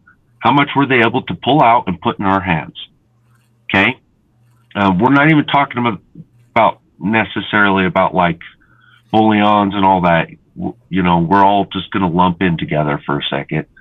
But when you start looking at those and you're looking at this platinum ratio, like hypothetically, if you were looking at just those, I mean, you would expect to see platinum overtake gold in the ratio, and where you're going to start seeing how much gold you're going to have to give up to get a piece of platinum. I mean, this is where those ratios would lend the mind to go. Now, are there other factors at hand? Yeah, sure. And that's what kind of keeps this down and suppressed at the moment.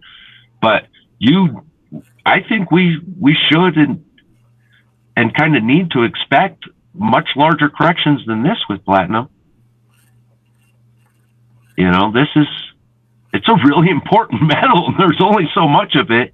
It's extremely difficult to to refine and extract and form and get into your hands. And there's a reason, it comes with premiums and we're just lucky it's at such a low price right now. Mm-hmm. I mean, rhodium shows the potential. I think rhodium was kind of reflects the potential of just plain old platinum, when rhodium's necessary, look what happens with it, when we need it, by golly, we need it, and we'll pay whatever it takes to get it. And there are just some metals that are like that just really can't be replaced at the end of the day. Palladium right there on the list. Palladium's a great technology shot, great catalyst shot. Yeah, I was thinking to buy palladium and platinum when it was under $1,000, both of them, and they both got there, and they're both correcting pretty fairly quickly. Yeah, platinum palladium, I think is a great combo here in the Western world. If you start wanting to translate with the Eastern world, you're probably going to want to lean towards ruthenium platinum, but either way, they're still good purchases no matter where you go. We should check it out. I didn't know palladium was half the density of platinum. That's interesting. Goes twice as far as a catalyst. Interesting. There's a lot to know about palladium. Palladium's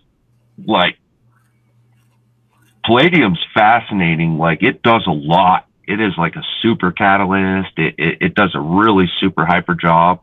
Does a great job in our emissions. If we want clean air and we care about clean air and stuff,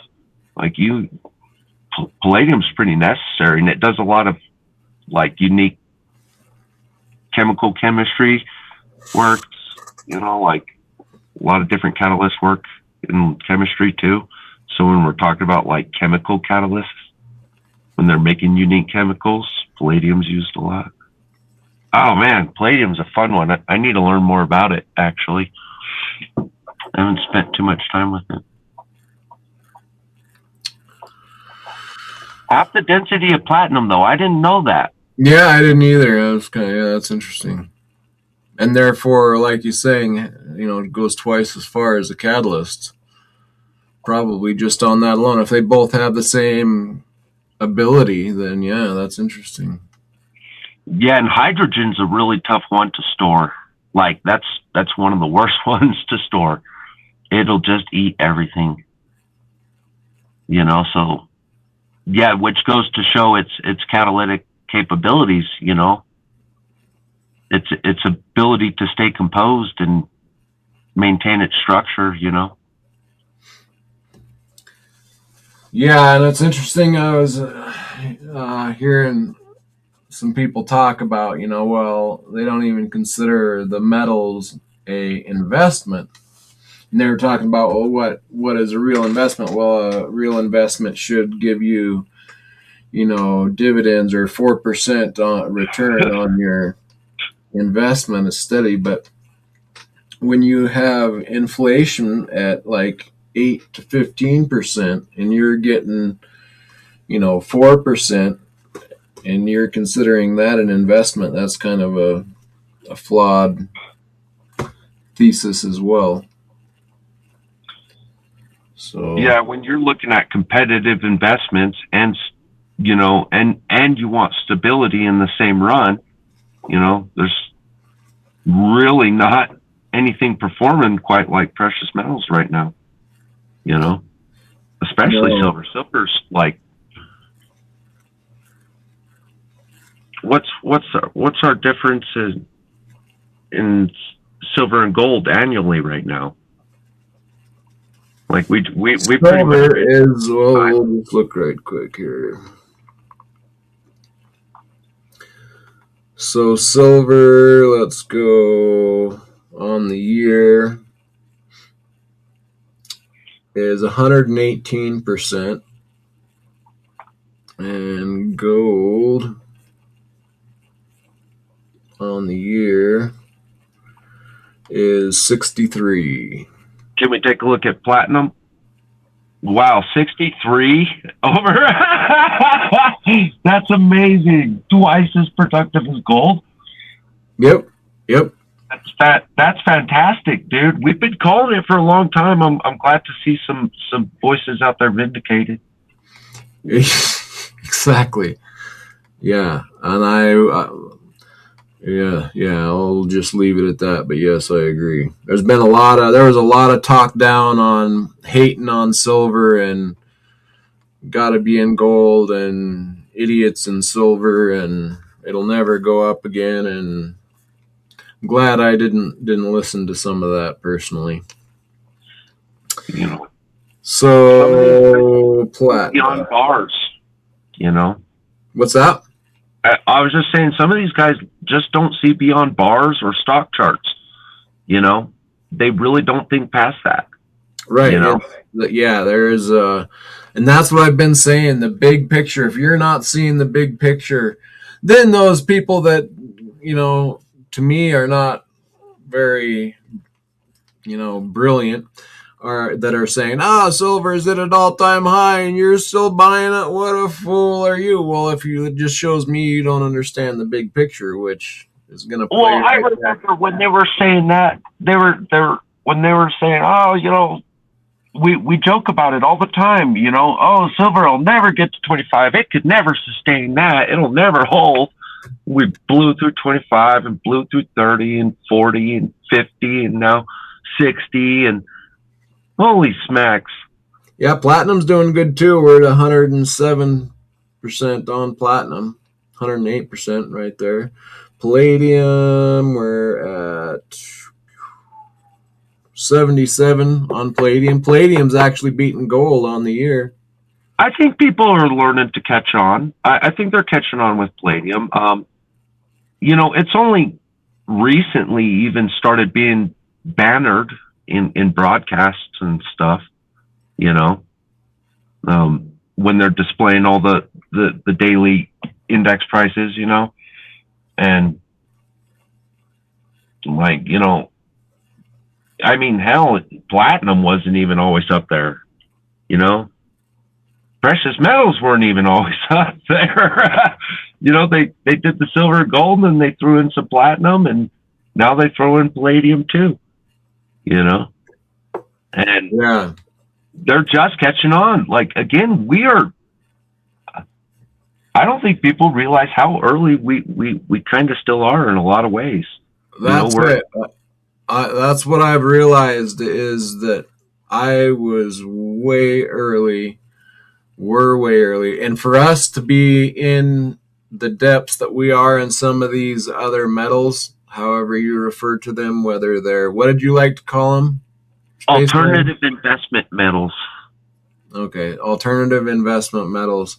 As far and deep as we are into some of these other rare, unique, unheard of metals, I think we're at the head of the game there. I mean, obviously there's people in the mining industry that I'm sure pay more attention to it than I do, but a lot of just your average investor / buyer / commodity market viewer. I think we're looking into them a lot deeper than a lot of people. Dude, there's a bunch of these that are just, I mean, they are absolutely primed, and I would say that a lot of them are contract suppressed. You know, like, just to wing one out there, like indium as an example. You know, there's a decent amount of indium out there, but indium is competitively priced. You know, it's competitive with silver, not lately, but it will be. But the point is like, a lot of these metals, like, we use abundantly. We act like it's much more abundant than it actually is. And we've been kind of like reaping the rewards of like large stockpiles and large reserves of a lot of metals, of these technology metals. Because only recently Have we actually gained, the production capabilities necessary to consume a lot of these metals? We haven't always had the ability to consume these in mass. And now we're seeing this as a daily part of life. Like, I don't know, touch screen phones. You see what I'm saying? Like, right away, you're looking at indium and tantalum and probably some germanium and like a couple other things, silver and gold as well. But it costs real metals to build these, and you'll have 500% more tantalum in there than gold, and as an example, but tantalum's not incredibly abundant. We're going to run out of reserves, and we're going to run out of trade capability, and then we're going to go, oh crap, how do we keep having touchscreen phones without the phone being $10,000? Yeah, and we got ARC saying no retail palladium at the wholesalers. Wow. He only has 11 ounces left, and then look at what has happened in rhenium since Ian has moved into rhenium. So yeah, some of these off rare metals are gonna have their day too.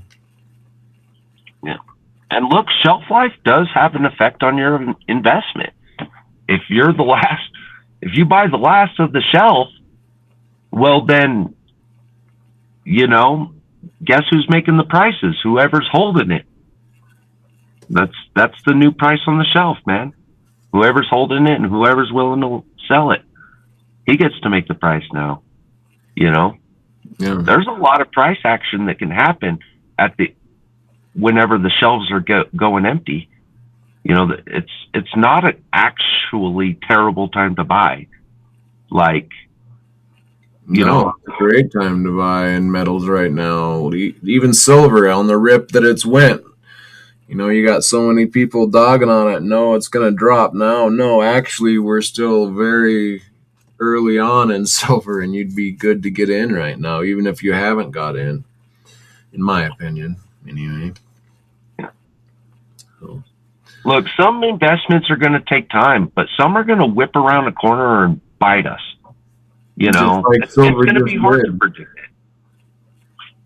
Yep. Yeah, I've been claiming that for a while. You watch, it's going to be held down, and then boom, suddenly it'll be out of reach, and then unobtainium.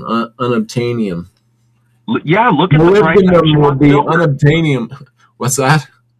No, go ahead, man. I'm sorry. Just trying to be all tongue twisted up there. Somehow it came out actually right, but I didn't think it would.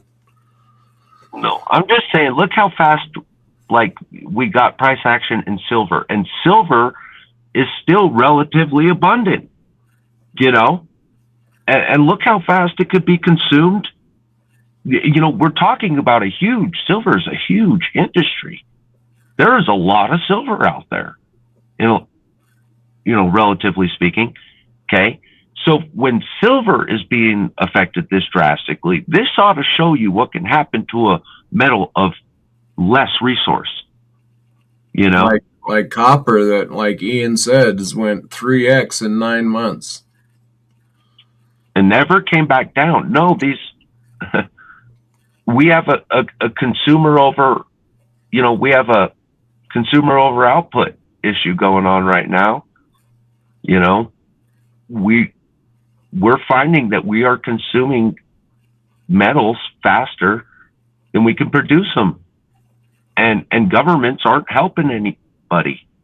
They're making it tougher and tougher and tougher to mine. And then meanwhile, nations are collapsing under the weight of all this red tape, or corruptions or whatever. And we're looking at in fact, copper, is going to be suffering a mining shortage this coming up year. Like a significant mining shortage, like around 20% or something, or 10 to 20%, somewhere around there. We could be looking at just in a lack of production alone, This could be small mines being shut down, or it could be large mines being, cost regulated, meaning they don't have enough money to actually get out there and do much more, So, I mean, only $2 billion of silver went into retail purchases in 24 hours. Is that the right number? Because I thought it's 1 billion, not 800 million is the year's annual mining supply, right? So, or am I missing something here? Am I getting that wrong? maybe he's talking about, and until he corrects me, I'll just guess.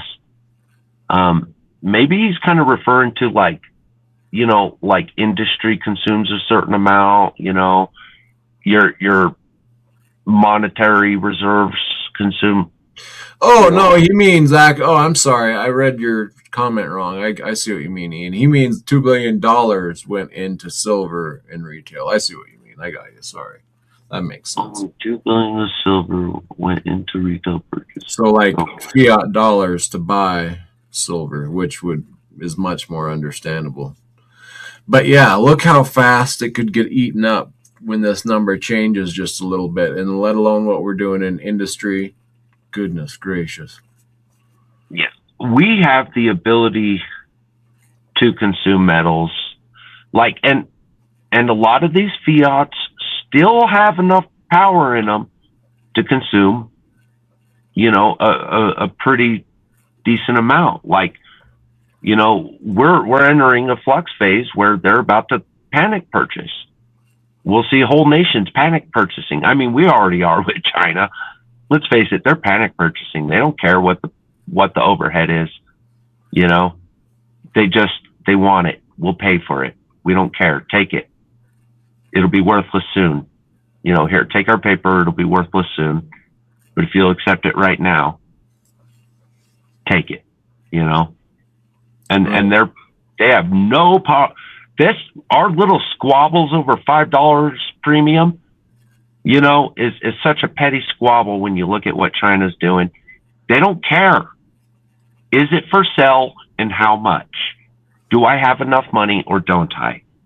And this is how they make their purchase. How much do you have for sale? Do I have enough money to buy that? That's really all they care about. Can I get in and buy this? And if you ask me, China's, a glimpse into the future. We're already seeing out of China what we should be expecting out of ourselves in not too long from now, Maybe I'm doomsaying. I don't want to be that way so much, but I mean, you inject a whole bunch of paper print, into a nation, and you drive everybody into poverty. They're going to take the last of their paper. They're going to convert it into something that's meaningful and matters, and it becomes even more important the less your paper is worth. And here we are today. Some of us ahead of others. $5.50 on the Napoleon, $5.50 on the Patton, $4 on the Caesar, $4 on the Cortez, a little under, probably $3.80, $3.60 on the Grant, Charlemagne same, and Washington the same. I was just checking on the prices as they whirl around. Nice. Man, you've almost got the whole series. Almost. I think, we got 3 left at least anyway, and only one more to complete the full circle here on the base, and then a couple more up top, and maybe that'll be that was their original statement of how many they were going to have. They weren't sure if they might throw in an extra one or not or something, but we'll probably wrap this one up pretty soon. Hey, Ark, did you come up with a design yet? You working on a design for a round yourself? He says 100 billion into gold. People bought the wrong metal. Yes. Wow, that's Wow. a stark difference. That's crazy. 200 billion into silver and 100 billion into gold. No, That's crazy. That's all in 2024, huh? Woo! Interesting. that's still a lot of money, but I mean, Well, the ratios there, like that much going into silver as opposed to that little going in, but that must just be retail, like he's saying there, not including central banks, obviously. right. And the cool thing is silver is now coming into much more heavily quickly the monetary aspect of thing. You got actual central banks starting to get into silver as well. So Well, and I think as the gold becomes a bit more inaccessible, people naturally turn to silver, as the alternative. So even your gold people end up coming to silver anyways. yeah, and if you know anything about it, you know that it's going to move more and faster than gold. So once gold officially establishes itself in a bull market, then a lot of people who know anything about metals will want to be in silver. So Yeah. yeah, They still consider silver like a common thing. I think a lot of people, when they think about it, they think about it as like a common metal and don't really understand it for its value yet, which right. is good for us. Maybe it buys us just a Exactly. little bit of time we need. Very good for us. So, but we don't have long. I mean, they're going to catch on eventually. Right, and it's still early, but like obviously you would have rather started stacking, a few years back, my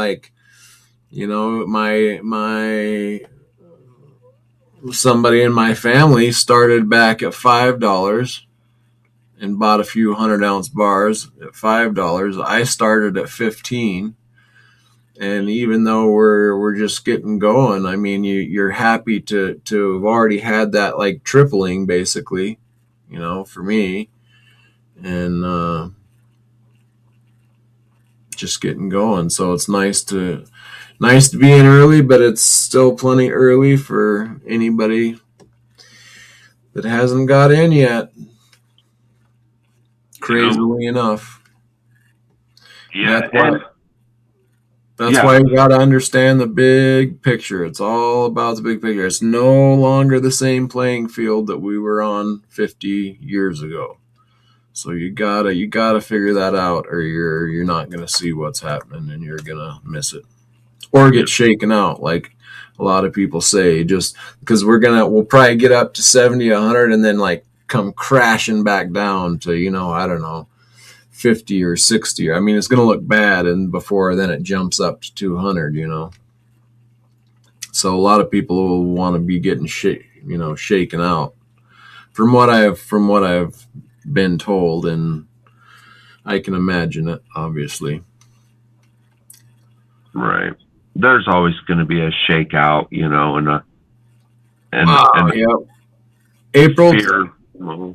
April 6th of 2025, silver was under 29.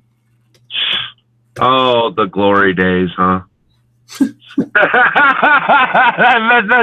that sounds real nice. Like I remember kind of scoffing at some premium pieces that were priced literally at 29, going, I don't know, that's a pretty high premium. Like, oh my word, I could have had every piece I wanted, been just fine. Spots at 29, and you're like, oh man, 33, $4 premium. Are you serious? Yeah. When are you gonna make that back? Yeah, I'll just wait for the dip.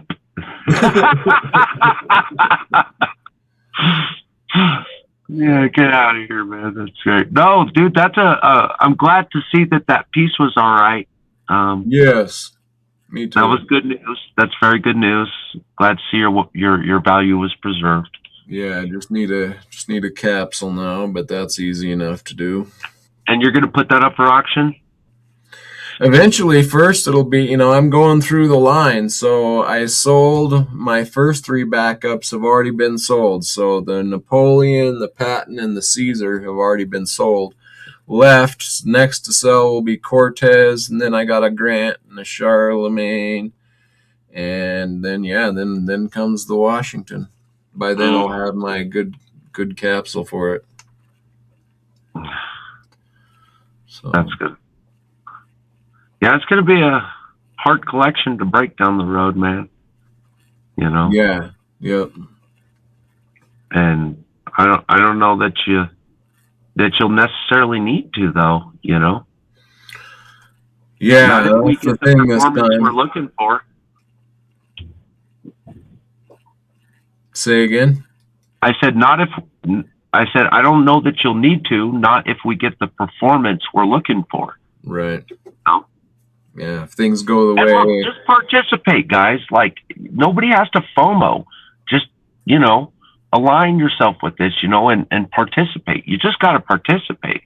Once you get involved and get moving, like, look, I was dreaming back about if you haven't started yet, when we're dreaming back about 5, 10, 15 years ago, whatever it is, wish we would have got more than that, back then. Well, today's that Day, yeah. It's the same thing. Just get on it. And before you know it, your stack will be back up there. Your prices will be increasing, sure. But so will the value of all those pieces you bought at a much lower price. I believe we've got a long way to go. And I'm not telling everybody to run out and panic buy silver, but I think if a feller wanted to invest a reasonable amount, then I think he could have a little bit of confidence in this, that, like, hey, if you're willing to stick it out for more than 3 days, you'll probably be all right. Yeah. Get it done, Lynette Zhang. Indeed. Speaking of Lynette, got a nice little chart on the back here showing the value of the dollar down to basically nothing, and the chart of gold overperforming. That's cool. Get her done. Lynette Zhang with a little bit of Jeff Foxworthy slang. Get her done. Yeah, and anybody listening, like, if you guys are having a hard time with your markets, get a hold of us. And let's see if we can hook you up. Like, we can always direct you to Ian, and for any, like, real large purchases you need, we can find. It's good to develop the community right now before there's, like, a panic out there.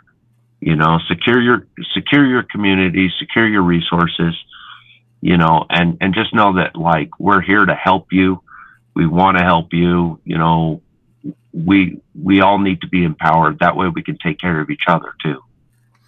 Exactly. That's why I started this channel, was to help other people, to get into it, because like Space Miner's saying, we all need to be in it to support each other. This isn't a show off thing. This is understand the big picture and join in, because we need the community of understanding people to preserve themselves and their families. So yeah, that's the key.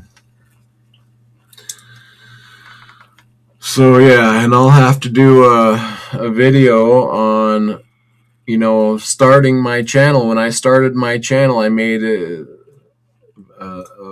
boring slow video of me talking about why I was getting into both precious metals and ancient coins. And they both have to do with seeing the bigger picture and I want to make a little video on the imagery that we can glean from ancient coins that's been stamped into metal for thousands of years, showing the reality of what they viewed at that time, and giving you an idea of how they viewed things.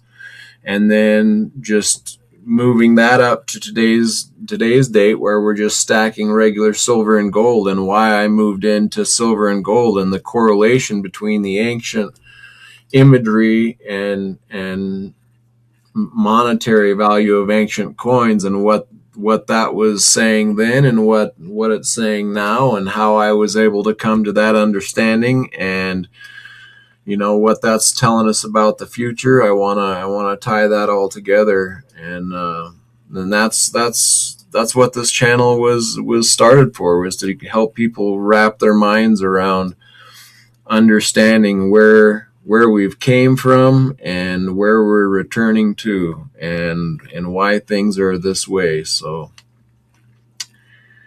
we will hopefully have that coming up soon. And I think with that, we'll probably wrap it up for this evening. Oh my goodness, it's already 9:41.